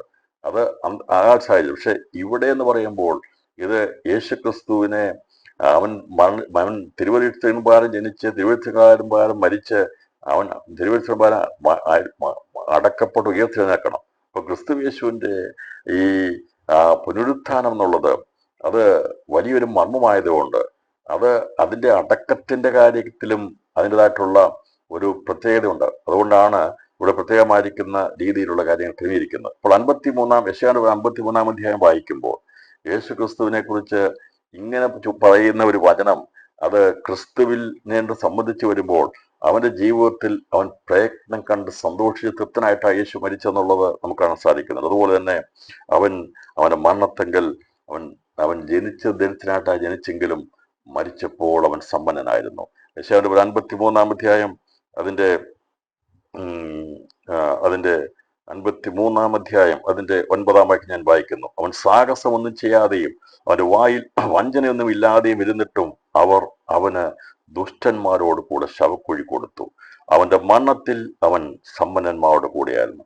ദുഷ്ടന്മാരോട് കൂടെ ഇവനെ അനാഥന്മാരെ പരദേശികളെ കുഴിച്ചിടുന്ന കുശവന്റെ നിലത്ത് കുഴിച്ചിട്ടോട്ടെ എന്നുള്ള രീതിയിലാണ് അവർ തീരുമാനമെടുത്ത് അവനെ അങ്ങനെ ക്രൂശിച്ചെങ്കിൽ, ഈ ദുഷ്ടന്മാരോടുകൂടി അവനെ ക്രൂശിച്ചെങ്കിൽ സ്വർഗം അത് സമ്മതിച്ചു കൊടുത്തില്ല. ഇവിടെ രേഖപ്പെടുത്തിക്കുന്ന കൊടുത്തു, അവന്റെ മരണത്തിൽ അവൻ സമ്പന്നന്മാരോട് കൂടെയായിരുന്നു. ഒന്ന് പേനയോടെ വരച്ചേക്കുന്നു കൊണ്ട് യെശയ്യാ 53-ാം അധ്യായം അതിന്റെ 9-ാം വാക്യം. ഈ അതുപോലെ സഭാപ്രസംഗയുടെ പുസ്തകം 6-ാം അധ്യായം 3-ാം വാക്യം പറഞ്ഞിരിക്കുന്ന ഇവിടെ വായിക്കുമ്പോൾ യേശു ക്രിസ്തുവിനെ കുറിച്ച് ആരുമില്ലാതെ അവൻ ഒറ്റപ്പെട്ട അനാഥമായി അവിടെ കിടക്കാനോ അവന്റെ എവിടെയെങ്കിലും കൊണ്ടുപോയി പരദേശിയിലേക്ക് കുഴിച്ചിടട്ടെ എന്നുള്ള രീതിയിൽ യഹൂദന്മാർ കൈയൊഴിഞ്ഞു പോയെങ്കിൽ ദൈവം അനുവദിച്ചില്ല. തന്റെ പുത്രന് വേണ്ടി ഒരുക്കേണ്ടതെല്ലാം ഒരുക്കിയിരുന്നു. പ്രിയപ്പെട്ടവരെയും അവൻ സമ്പന്നന്മാരോട് കൂടിയായിരുന്നു. ഈ വചനം പൂർത്തീകരിക്കപ്പെടണം. അതുകൊണ്ടാണ് യേശുവിന്റെ സംസ്കാരത്തെ കുറിച്ചുള്ള കാര്യങ്ങൾ വായിക്കുമ്പോൾ നമുക്കവിടെ കാണാൻ സാധിക്കുന്നത്. അതിന്റെ യേശു പ്രയത്നം കണ്ട് സന്തോഷിച്ചു എന്നുള്ളതാണ് അടുത്ത വാക്യം. അപ്പോൾ സഭാപ്രസംഗി പറഞ്ഞിരിക്കുന്ന 2 കാര്യങ്ങൾക്ക് ഇന്ന് രാത്രി നാം ഉത്തരം കണ്ടെത്തണം. അപ്പൊ യേശു ആരായിരുന്നു? അവൻ മരണത്തിൽ സമ്പന്നോട് കൂടിയായിരുന്നു. അവന് വേണ്ടതായിരിക്കുന്ന മാന്യമായിരിക്കുന്ന യഹൂദന്മാരുടെ പാരമ്പര്യ പ്രകാരമുള്ള മര്യാദ പ്രകാരമുള്ള ഒരു ശവസ്കാര ശുശ്രൂഷ ലഭിക്കുവാൻ യേശു സമ്പന്നന്മാരുടെ കൂടിയായിരുന്നു. രണ്ടാമത് പ്രയത്നം കണ്ട് സന്തോഷിക്കുക എന്നുള്ളതാണ്. അതിന്റെ 13-ാം വാക്യം, അവൻ തന്റെ പ്രയത്നഫലം കണ്ട് തൃപ്തനാകും. നീതിമാനായ എന്റെ ദാസൻ തന്റെ പരിജ്ഞാനം കൊണ്ട് പലരെയും നീതീകരിക്കും. യേശു ക്രിസ്തുവിന്റെ ജ്ഞാനമാകുന്ന കഷ്ടം സഹിച്ചാൻ മരിച്ചടക്കപ്പെട്ട് ഉയർത്തെഴുന്നേൽക്കണമുള്ള ക്രിസ്തുവിന്റെ കഷ്ടതയെക്കുറിച്ചുള്ള ആ കാര്യം പരിജ്ഞാനമായിരിക്കുന്നത് തന്റെ നീതിമാദാസൻ അവന്റെ തൃപ്തനാകും. യേശു മരിക്കുന്നതിന് മുമ്പ് ക്രൂശിൽ തൃപ്തനായിരുന്നു. പിതാവ് ചെയ്ത സകല പ്രവർത്തിയും തീർക്കുകയും അതോടൊപ്പം തന്നെ ഒരുവൻ പുതിയ സൃഷ്ടിയായി അവനെ അംഗീകരിച്ചപ്പോൾ അവൻ ക്രൂശിൽ തൃപ്തനായിരുന്നു. രാത്രിയിൽ യേശുവിന്റെ ഒരു ഭാഗത്ത് കടന്നവൻ യേശുവിനെ അംഗീകരിച്ചു കഴിഞ്ഞപ്പോൾ അവന്റെ മുഖത്ത് നോക്കി തൃപ്തി പ്രാപിച്ചു. വെറുതെയല്ല ഞാൻ കഷ്ടം അനുഭവിച്ചത്, വെറുതെയല്ല ഞാൻ നിന്നെ അനുഭവിച്ചത്, അതെ ഒരുവൻ പരദേശിക്ക് യോഗ്യനായി തീരുവാൻ. അവനോടുകൂടെ മരിച്ചപ്പോൾ അവനെ ദൈവം നോക്കി അവൻ തൃപ്തനായി തീരുവാനിടയെ തീർന്നു. അന്ന് അവനെ മാത്രമല്ല പരദേശിയുടെ ഇമ്പങ്ങളിലേക്ക് എത്തുവാനുള്ള നമ്മെ മുഴുവനും കണ്ട് അവൻ തൃപ്തനായി തീരുവാനിടയെ തീർന്നു. ഇന്ന് രാത്രിയിൽ സന്ദേശം കൈമാറുമ്പോൾ പ്രിയപ്പെട്ടവരെ, സ്വർഗത്തിൽ നമുക്ക് വേണ്ടി കഷ്ടം സഹിച്ചവൻ നമ്മുടെ മുഖം കണ്ട് അവൻ തൃപ്തനാകുന്നുണ്ട്. നാം അവന്റെ മുഖം കാണാൻ ആഗ്രഹിക്കുന്നത് പോലെ അവൻ തന്റെ പ്രയത്ന മുഖാന്തരമായി അതിന്റെ ഫലം കണ്ട് അവനിലേക്ക് വളർച്ച പ്രാപിക്കുന്നതിനെ കാണുമ്പോൾ അവൻ തൃപ്തനായി തീരുകയാണ്. രാത്രി ദൈവത്തിന് തൃപ്തനാകുന്ന ഒരു രീതിയിലാണ് ജീവിക്കുന്നത്. അങ്ങനെയാണെങ്കിൽ അവന്റെ മുഖം കണ്ട് നമ്മളും തൃപ്തന്മാരാകും. അപ്പോൾ ഈ വചനം ക്രിസ്തു യേശുവിൽ നിവൃത്തീകരിച്ചു. സഭാപ്രസംഗി ചോദിച്ചത് അങ്ങനെയായിരുന്നു. ഒരുവന് അങ്ങനെയൊക്കെ ജീവിച്ചു, യേശു ഇത്ര വലിയ ശുശ്രൂഷയൊക്കെ ചെയ്തു, 3 വർഷത്തെ വലിയ യാസനെ ഉയർപ്പിച്ചു. പക്ഷേ ഇവിടെ ഞാൻ പറയട്ടെ, വലിയ കാര്യങ്ങളൊക്കെ ചെയ്തിട്ട് അവൻ തൃപ്തനാകാതെ അവന്റെ മരണശേഷം ആരും നോക്കാതെ ഒരു സംസ്കാരം ലഭിക്കാതെ പോയെങ്കിൽ അങ്ങനെ ഒരു പിണ്ണത്തെ പോലെ, അല്ലെങ്കിൽ ജനിക്കാത്തൊരു പ്രയോജനമില്ലാത്ത നിഷ്പ്രയോജനമായി തീർന്ന ഒരു പിണ്ണത്തെ പോലെ അലസിപ്പോയ ഒരു പിണ്ഡം പോലെ ആകുമായിരുന്നു. എന്നാൽ യേശു ക്രിസ്തു അലസിപ്പോയ പിണ്ഡമല്ല. യേശു ക്രിസ്തുവാണ് ലോകത്തിൽ ജനിച്ചതിൽ ഏറ്റവും ഏറ്റവും ഏറ്റവും വലിയ ഗർഭമലമായി തീർന്നത്. അലസിപ്പോയ പിണ്ഡമല്ല യേശു. ഏതെങ്കിലും സാധാരണമായിരിക്കുന്ന ജനനമല്ല യേശുവിൻ്റെത്. ഈ ലോകത്തിൽ ജനിച്ചതിൽ ഏറ്റവും ഫലപ്രാപ്തിയുള്ള ഉദരബലത്തിലെ ഏറ്റവും ഉദരബലമായിരിക്കുന്ന നസനായിരിക്കുന്ന യേശുവാണ്. അതുകൊണ്ടാണ് അവന്റെ മരണസമയത്ത് അവൻ സമ്പന്മാരോട് കൂടിയായിരുന്നത്. അപ്പോൾ സഭാപ്രസംഗിയുടെ പുസ്തകത്തിലെ ചോദ്യങ്ങൾക്ക് യേശു തൃപ്തനായിരുന്നു. അവൻ ഈ ലോകത്തിൽ ജനിച്ചതും ഇനിമേൽ ആരും ഇതുപോലെ ജനിക്കത്തില്ല. അവൻ തൃപ്തനായതുപോലെ ആരും തൃപ്തനാകത്തില്ല. അവന്റെ ശവസ്കാരം നടന്നുപോലെ ആർക്കും അതുപോലൊരു രാജകീയ സംസ്കാരം ലഭിക്കത്തില്ല. അതിനുവേണ്ടിയാണ് കർത്താവ് തന്റെ രഹസ്യ ശിഷ്യന്മാരായിരിക്കുന്ന യോസഫിനെ അവിടെ വെച്ചിരുന്നത്. ഇതേക്കുറിച്ച് നമുക്ക് വായിച്ച് ഞാൻ സുദീർഘമായിട്ടൊന്ന് പോകാൻ ആഗ്രഹിക്കുന്നത്, ബാക്കി നിങ്ങൾക്ക് വായിച്ചാൽ മനസ്സിലാകാവുന്നേ ഉള്ളൂ. എന്നാൽ അത് ഭാഗം വായിക്കാം. ആരുടെ തോട്ടമായിരുന്നു, ആരുടെ കല്ലറയായിരുന്നു എന്നുള്ളത് വളരെ വ്യക്തമായി രേഖപ്പെടുത്തിയിട്ടുണ്ട്. അത് ആരുടെയായിരുന്നുള്ളത് അവിടെ വളരെ വ്യക്തമായി മത്തായിയുടെ സുവിശേഷത്തിൽ, ലൂക്കോസിന്റെ സുവിശേഷത്തിൽ, മർക്കോസിന്റെ സുവിശേഷത്തിൽ രേഖപ്പെടുത്തിയിട്ടുണ്ട്. ആരുടെയായിരുന്നുള്ളത് രേഖപ്പെടുത്തി വെച്ചിട്ടുണ്ട്. സ്തോത്രം. നമുക്കിവിടെ കാണാൻ സാധിക്കുന്നത് മത്തായിയുടെ സുവിശേഷത്തിന്റെ 27-ാം അധ്യായം 57 സന്ധ്യയായപ്പോൾ അരിമത്യക്കാരനായ യോസഫ് എന്ന ധനവാൻ താനും യേശുവിന് ശിഷ്യനായിരിക്കാൻ വന്ന് പീലാത്തോസിന് അടുക്കൽ ചെന്ന യേശുവിന്റെ ശരീരം ചോദിച്ചു. പീലാത്തോസ് അത് ഏൽപ്പിച്ചു കൊടുക്കാൻ കൽപ്പിച്ചു. യോസഫ് ശരീരം എടുത്തു, നിർമ്മൽശീലയിൽ പൊതിഞ്ഞ് താൻ പാറയിൽ വെട്ടിച്ചിരുന്ന തന്റെ പുതിയ കല്ലറയിൽ വെച്ചു. കല്ലറയുടെ വാതിക്കൽ ഒരു വലിയ കല്ല് ഉരുട്ടി വെച്ചിട്ട് പോയി. കല്ലറയ്ക്കെതിരെ മക്കളക്കാരത്തെ മറിയും മറ്റേ മറിയും എഴുതുന്നത്. ഇവിടെ ഈ യേശു മരിച്ചു കഴിഞ്ഞപ്പോൾ തന്നെ ശതാധിപൻ റിപ്പോർട്ട് കൊടുത്തു. അതനുസരിച്ച് അരമത്യയിലെ ജോസഫ്, അരമത്യ എന്ന് പറയുമ്പോൾ യഹൂദ ദേശത്തുള്ള ഒരു സ്ഥലമാണ് അരമത്യ. ലൂക്കോസ് സുവിശേഷം അതിന്റെ 23-ാം അധ്യായത്തിൽ ഈ ജോസഫിനെ കുറിച്ചുള്ള വിവരണം കൊടുത്തിട്ടുണ്ട്. അവൻ ആരായിരുന്നുള്ളത്? അരമത്യയിലെ ജോസഫ്. അവൻ യഹൂദ ഗോത്രത്തിൽപ്പെട്ടവനായിരുന്നു. യഹൂദയിൽപ്പെട്ടതാണ് അരമത്യ എന്നുള്ള സ്ഥലം. അവിടുത്തെ ധനികനായിരിക്കുന്ന ഒരുവൻ. അവൻ ദൈവരാജ്യത്തെ കാത്തിരുന്നവനായിരുന്നു. അവൻ യേശുവിന്റെ രഹസ്യമായിരിക്കുന്ന ശിഷ്യനായിരുന്നു. അവനെ ദൈവം കണ്ടിരുന്നു. ധനവാനായിരിക്കുന്നവന്റെ തോട്ടത്തിൽ അവന്റെ പാറയിൽ അവനൊരു പുതിയ കല്ലറ വെട്ടിച്ചിരുന്നു. ഞാൻ വിശ്വസിക്കുന്നത് യേശു ക്രിസ്തു മരിക്കുമെന്നും അടക്കപ്പെടുമെന്നും ഒക്കെ ഉള്ളത് കേട്ടപ്പോൾ അവന്റെ ഉള്ളിൽ ഒരാഗ്രഹം തോന്നി. യേശുവിനെ വെക്കേണ്ട കല്ലറ എൻ്റെതായിരിക്കണം. ക്രിസ്തുവിന് വേണ്ടി ഒരു കഴുതയെ സൂക്ഷിച്ചല്ലോ. യേശുവിന്റെ അന്ത്യാത്താഴ നടത്തുവാൻ വേണ്ടി ഒരു മാളിക മുറി ഉണ്ടാക്കി, ഒരു മാളിക മുറി വിരിച്ചൊരുക്കി മാളിക മുറി തയ്യാർ ചെയ്തല്ലോ. അങ്ങനെ യേശുവിന് ആവശ്യമായതെല്ലാം അതിന്റെ സമയത്ത് ചെയ്യാൻ വേണ്ടിയുള്ള ആലോചനകൾ ദൈവം അവർക്ക് കൊടുത്തിരുന്നു. അതനുസരിച്ചാണ് ചെയ്തിരുന്നത്. അപ്പോൾ ലൂക്കോസ് അതേക്കുറിച്ച് പറഞ്ഞിരിക്കുന്ന 21-ാം അധ്യായം 50 വാക്യം, അരിമത്യ എന്നൊരു യഹൂദ പട്ടണക്കാരനായി നല്ലവനും നീതിമാനും ദൈവരാജ്യത്തെ കാത്തിരുന്നവനുമായ ജോസഫ് എന്നൊരു മന്ത്രി, അവൻ അവരുടെ ആലോചനയ്ക്കും പ്രവർത്തിക്കും അനുകൂലമല്ലായിരുന്നു. പീലാത്തോസിന്റെ അടുക്കൽ ചെന്ന് യേശു ശരീരം ചോദിച്ചു. അവൻ ഇറക്കി ഒരു ശീലയിൽ പൊതിഞ്ഞ് പാറയിൽ വെട്ടിയിരുന്നതും ആരെയും ഒരിക്കലും വെച്ചിട്ടില്ലാത്ത കല്ലർ ലഭിച്ചു. അന്ന് ഒരുക്കനാളായിരുന്നു ശബ്ദം. അപ്പോൾ എന്നാൽ ഇവനെ കൊണ്ട് തന്നെ ഇത് ചെയ്യാൻ കഴിയത്തില്ല. അപ്പൊ യേശു എന്ന ആ 33.5 വയസ്സുള്ള ആ യേശുവിന്റെ ശരീരം അരമത്തിലെ ജോസഫിനെ കൊണ്ട് തന്നെ അത് ചെയ്യാൻ കഴിയത്തില്ല എന്ന് സ്വർഗത്തിനറിയായിരുന്നുകൊണ്ട് രാത്രിയിൽ വന്ന നിക്കോദോമസിനെ ദൈവം അവന് കൂട്ടുകൊടുത്തു. രാത്രിയിൽ പ്രിയപ്പെട്ടവര്, യേശുവിനെ കൊല്ലാനുള്ള പ്രവർത്തികളൊക്കെ ചിന്തിച്ച് അവർ പ്ലാൻ ചെയ്തപ്പോൾ അരമത്തിലെ ജോസഫും നിക്കോദോമസും രണ്ടുപേരും വ്യത്യസ്തമായി ഇതിൽ നിന്ന് മാറി നിന്നവരാണ്. അവർക്കറിയാമായിരുന്നു യേശുവിനെ കൊല്ലുമെന്നുള്ളത്, യേശു മരിക്കപ്പെടുമെന്നുള്ളത്, പിടിക്കപ്പെടുമെന്നുള്ളത്. പക്ഷേ സ്വർഗം അവരെ രഹസ്യമായിട്ട് വെച്ചിരിക്കുകയായിരുന്നു. അവരെ ഒരുവനെ കൊണ്ട് അവന്റെ സ്വന്തം തോട്ടത്തിൽ, അരമത്തിയിലെ ധനവാനായിരിക്കുന്ന ജോസഫിന്റെ തോട്ടത്തിൽ അവൻ പുതിയൊരു കല്ലറ വെട്ടി ഉണ്ടാക്കി. കല്ലിൽ പാറയിൽ അവൻ ഒരു കല്ലറ വെട്ടി ഉണ്ടാക്കി. അതിൽ ആരെയും വെച്ചിട്ടില്ലാത്ത ഒരു കല്ലറ, ഒരു മനുഷ്യനെ പോലും വെക്കാത്തൊരു കല്ലറ. കാരണം അത് പുനരുത്ഥാനത്തിന്റെ കല്ലറയാണ്. അതുകൊണ്ടാണ് അപ്രകാരം ഒരു കല്ലറ ഒരുക്കപ്പെടുവാൻ ഇടയാത്തുന്നത്. അവന് ധനവാനായിരുന്നു, അതിനുള്ള സാമ്പത്തികം ഉണ്ടായിരുന്നു. പ്രിയപ്പെട്ടവരെ, നമുക്ക് ദാനം തരുന്ന, സമ്പത്ത് തരുന്നത് ക്രിസ്തുവിന് വേണ്ടി പ്രധാനപ്പെടാൻ വേണ്ടിയാ. ധനവാനായിരുന്ന അനേക ധനവാന്മാരുണ്ടായിരുന്നു അവിടെ. പക്ഷെ അവർക്കാർക്കുള്ള ഭാഗ്യം ലഭിച്ചില്ല. പക്ഷെ എന്നാൽ ചിലരുടെ കൈവശം വരുന്ന ധനം ദൈവരാജ്യത്തിന് വേണ്ടി പ്രധാനപ്പെടാനുള്ളവരാണ്. ദൈവരാജ്യത്തിന് വേണ്ടി കാത്തിരുന്നവന്റെ ധനവും അത് പ്രയോജനപ്പെട്ടത് ദൈവരാജ്യത്തിന് വേണ്ടിയാ. യേശു ക്രിസ്തു എന്ന ആ സർവശക്തനായിരിക്കുന്ന രക്ഷനായിരിക്കുന്ന ക്രിസ്തു മരിച്ചു കഴിഞ്ഞപ്പോൾ അവനെ ശവമടക്കാനുള്ളതായിട്ടുള്ള കല്ലറ കൊത്തി ഉണ്ടാക്കുവാൻ അവന്റെ സമ്പത്ത് അവൻ ഉപയോഗിച്ചു. അവന്റെ തോട്ടത്തിൽ കല്ലിൽ ആ പാറയിൽ ഒരു കല്ലറ കൊത്തി ഉണ്ടാക്കി. അതിന്റെ അടപ്പ് പോലും അവൻ ഉണ്ടാക്കി വെച്ചിരുന്നു. വേഗത്തിൽ അത് അടയ്ക്കണം. അവനറിയാം, ആലോചിച്ച് നോക്കണം. നേരത്തെ ഈ അരമത്തിയിലെ ജോസഫിന് സ്വർഗം അവന് അറിവ് കൊടുത്തിരുന്നു. നീ ഒരു കല്ലറ വെട്ടി ഉണ്ടാക്കണമെന്നും അത് അടയ്ക്കാൻ തക്കതായ ഭാഗത്തുള്ള ഒരു കല്ലുകൊണ്ടുള്ള ഒരു വാതിൽ ഉണ്ടാക്കണമെന്നും അവന് നേരത്തെ മുന്നറിയിപ്പ് ദൈവം കൊടുത്തിരുന്നുകൊണ്ടാണ് അവൻ അങ്ങനെ ഒരു കാര്യം ചെയ്തത്. ജോസഫ് ചോദിക്കുക, അരമത്തിലെ ജോസഫ്, നീ എന്തിനാ ഇത് ചെയ്യുന്നത് ചോദിച്ചാൽ അവന് ഒറ്റ കാര്യം പറയാനുള്ളൂ, ഞാൻ ദൈവരാജ്യത്തിന് വേണ്ടി കാത്തിരുന്നവനാ. ദൈവരാജ്യം സ്ഥാപിക്കുവാൻ, സഭ സ്ഥാപിക്കാൻ വന്ന യേശു മരിച്ച് അടക്കപ്പെടാമെന്നുള്ള തിരുവെഴുത്താണ്. അത് സംഭവിക്കുന്ന സമയത്ത് ഞാൻ വെട്ടി ഉണ്ടാക്കുന്ന എന്റെ കല്ലറയിൽ വേണം എന്റെ രക്ഷകനെ വെക്കുവാൻ. രാത്രി ഞാൻ ഈ സന്ദേശം അവസാനിപ്പിക്കാൻ പോവുക. അതെ, നമുക്ക് ലഭിക്കുന്ന കാര്യങ്ങളെല്ലാം ദൈവരാജ്യത്തിന് വേണ്ടി പ്രയോജനപ്പെടുത്തുവാൻ വേണ്ടി നമ്മുടെ ആരോഗ്യവും നമ്മുടെ സമ്പത്തും നമ്മുടെ കഴിവും ശേഷിയെല്ലാം എത്ര പേർക്ക് ദൈവരാജ്യത്തിന് വേണ്ടി സമർപ്പിക്കാൻ കഴിയും?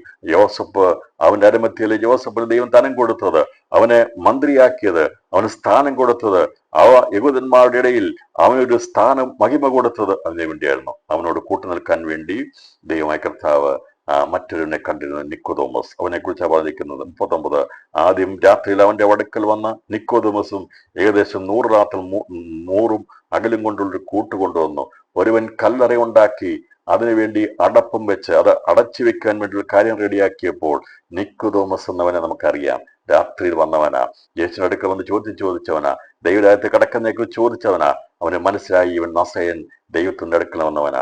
ഇവനാണ് യേശുവിന് വേണ്ടിയുള്ള ആ 100 അകലും ചേർന്നുള്ള കൂട്ട് കൊണ്ടുവന്നത്. ഇവിടെ പറയുന്നത് 100 രാത്രി എന്നാണ്. ഏകദേശം 34-40 കിലോ വെയിറ്റുള്ള ഈ 100 അകലും കൊണ്ടുള്ള ഒരു കൂട്ട് കൊണ്ടുവന്നു. ഇവർ രണ്ടുപേരും കൂടി നിർമ്മല ശീലയിൽ പൊതിഞ്ഞു. യോസഫും അരമത്തിയിലെ ജോസഫും നിക്കോദോമസും കൂടി ഈ യേശുവിന് ശരീരമെടുത്ത് അവിടെ അവർ നിർമ്മല ശീലയിൽ ഈ അകലും അവിടെ കൊണ്ടുവന്നിരിക്കുന്ന സുഗന്ധവർഗം കൊണ്ടുവന്ന 100 രാത്രി 100 അകലും കൊണ്ടുള്ള ഒരു കൂട്ട് ചേർത്ത് അവനെ നന്നായി യഹൂദന്മാരുടെ മര്യാദ പ്രകാരം നിർമ്മല ശീല കൊണ്ട് പൊതിഞ്ഞ് അവർ യേശു ശരീരമെടുത്ത് യഹൂദന്മാർ ശവമടക്കുന്ന മര്യാദ പ്രകാരം അതിനെ സുഗന്ധവർഗത്തോടുകൂടെ ശീല പൊതിഞ്ഞ് കെട്ടി അവനെ ക്രൂശിച്ച സ്ഥലത്ത് തന്നെ ഒരു തോട്ടവും, ആ തോട്ടത്തിൽ മുമ്പേ ആരെയും വെച്ചിട്ടില്ലാത്ത പുതിയൊരു കല്ലറയും ഉണ്ടായിരുന്നു. ആ കല്ലറ സമീപമാകൊണ്ട് അവർ യഹൂദന്മാരുടെ ഒരുക്കനാൾ നിമിത്തം യേശുവിനെ അവിടെ വെച്ചു. രാത്രി സന്ദേശം അവസാനിപ്പിക്കാൻ പോവുകയാണ്. ഈ തോട്ടം അരമത്തിലെ ജോസഫിന് കൊടുത്തത് ആ യേശുവിനെ ക്രൂശിക്കുന്ന ഗോൽഗോഥയുടെ അടുത്തുള്ള തോട്ടമാണ്. അത് അവന്റെ പേരിലുള്ള സ്ഥലമാണ്. അവിടെ ആ തോട്ടത്തിൽ അവനൊരു പാറ ഉണ്ടായിരുന്നു. ആ പാറയിൽ അവൻ വളരെ സമകരമായ രീതിയിൽ ആരെയും വെച്ചിട്ടില്ലാത്ത ഒരു കല്ലറ അവൻ കൊത്തി ഉണ്ടാക്കുവാൻ എത്തുന്നു. അതിന് പാകത്തിലുള്ള ഒരു അടച്ചു വെക്കുന്ന കല്ലും അവൻ തയ്യാർ ചെയ്ത് വെച്ചിരുന്നു. കാരണം ക്രിസ്തുവിനെ ക്രൂശിക്കുവാൻ ആ സമയത്ത് ഓടാൻ പറ്റത്തില്ല. അതിനുവേണ്ടി മുന്നമേ ദൈവം കരുതിയിരുന്നു. എത്ര പേർ വിശ്വസിക്കുന്നു നമുക്ക് വേണ്ടി ദൈവസ്ഥലവും കരുതുന്നവനാ? തന്റെ പുത്രന് വേണ്ടി പിതാവാൻ ദൈവസ്ഥലം കരുതി വെച്ചെങ്കിൽ അവന് വേണ്ടി ജീവിക്കുന്നവർക്ക് കരുതുന്നവനാ. മരിച്ചാലും കൈവിടാത്ത ദൈവസ്നേഹം, തള്ളിക്കളയാത്ത ദൈവത്തിന്റെ കരുതൽ, തന്റെ പുത്രന് വേണ്ടി കരുതി. അതിനുവേണ്ടി ദൈവം രണ്ടുപേരെ ഒരുക്കി. അവർ രണ്ടുപേരും അന്ന് വേണ്ടപ്പെട്ടവരും മാന്യരും കഴിവുള്ളവനുമായിരുന്നു. അവർ ചോദിച്ചാൽ പീലാത്തോസിന് കൊടുക്കാതിരിക്കാൻ കഴിയത്തില്ല. അങ്ങനെ വിലയും നിലയുള്ളവരെ രഹസ്യമായി ദൈവം വെച്ചിട്ടുണ്ട്. ദിവസങ്ങളിൽ നമുക്ക് പ്രാർത്ഥിക്കാൻ, കർത്താവേ, ഞങ്ങളുടെ വചനത്തിന്റെ സത്യം എത്ര ശക്തമുള്ളതാണ്. അത് അതിൻ്റെതായ സമയത്ത് നിവർത്തിയിരിക്കപ്പെടുന്ന പോലെ തന്റെ പുത്രന് വേണ്ടി ആരെയും വെച്ചിട്ടില്ലാത്തൊരു കല്ലറ അരമത്തിലെ ജോസഫിനെ കൊണ്ട് ദൈവം വെട്ടി ഉണ്ടാക്കിച്ച് അത് വേഗത്തിൽ തന്നെ ശബത്ത് തുടങ്ങുന്നതിന് മുമ്പായി അടച്ചു വെക്കത്തക്കവണ്ണം എല്ലാ കാര്യങ്ങളും ക്രമീകരിച്ചപ്പോൾ അവന് വേണ്ടതായ ആ സുഗന്ധവർക്കം കൊണ്ടുവന്ന് യഹൂദന്റെ മര്യാദ പ്രകാശം അടക്കാനുള്ള എല്ലാ കാര്യങ്ങളും ക്രമീകരിച്ച് നിർമ്മശൈലിയിൽ പൊതിഞ്ഞ് അവർ രണ്ടുപേരും കൂടി യേശുവിൻ ശരീരം എടുത്തു വെച്ച് ആ കല്ലുരുട്ടി വെച്ചിട്ട് പോയി എന്നുള്ളതാണ് ഇന്ന് രാത്രിയിൽ നാം വായിച്ച് ചിന്തിച്ച് അവസാനിപ്പിച്ചത്. ദൈവം നാളെ ക്രിസ്തുവേശു പുനരുത്ഥാനത്തെ കുറിച്ച് ചിന്തിക്കാം. കർത്താവ് നമ്മെ ധാരാളമായി അനുഗ്രഹിക്കും.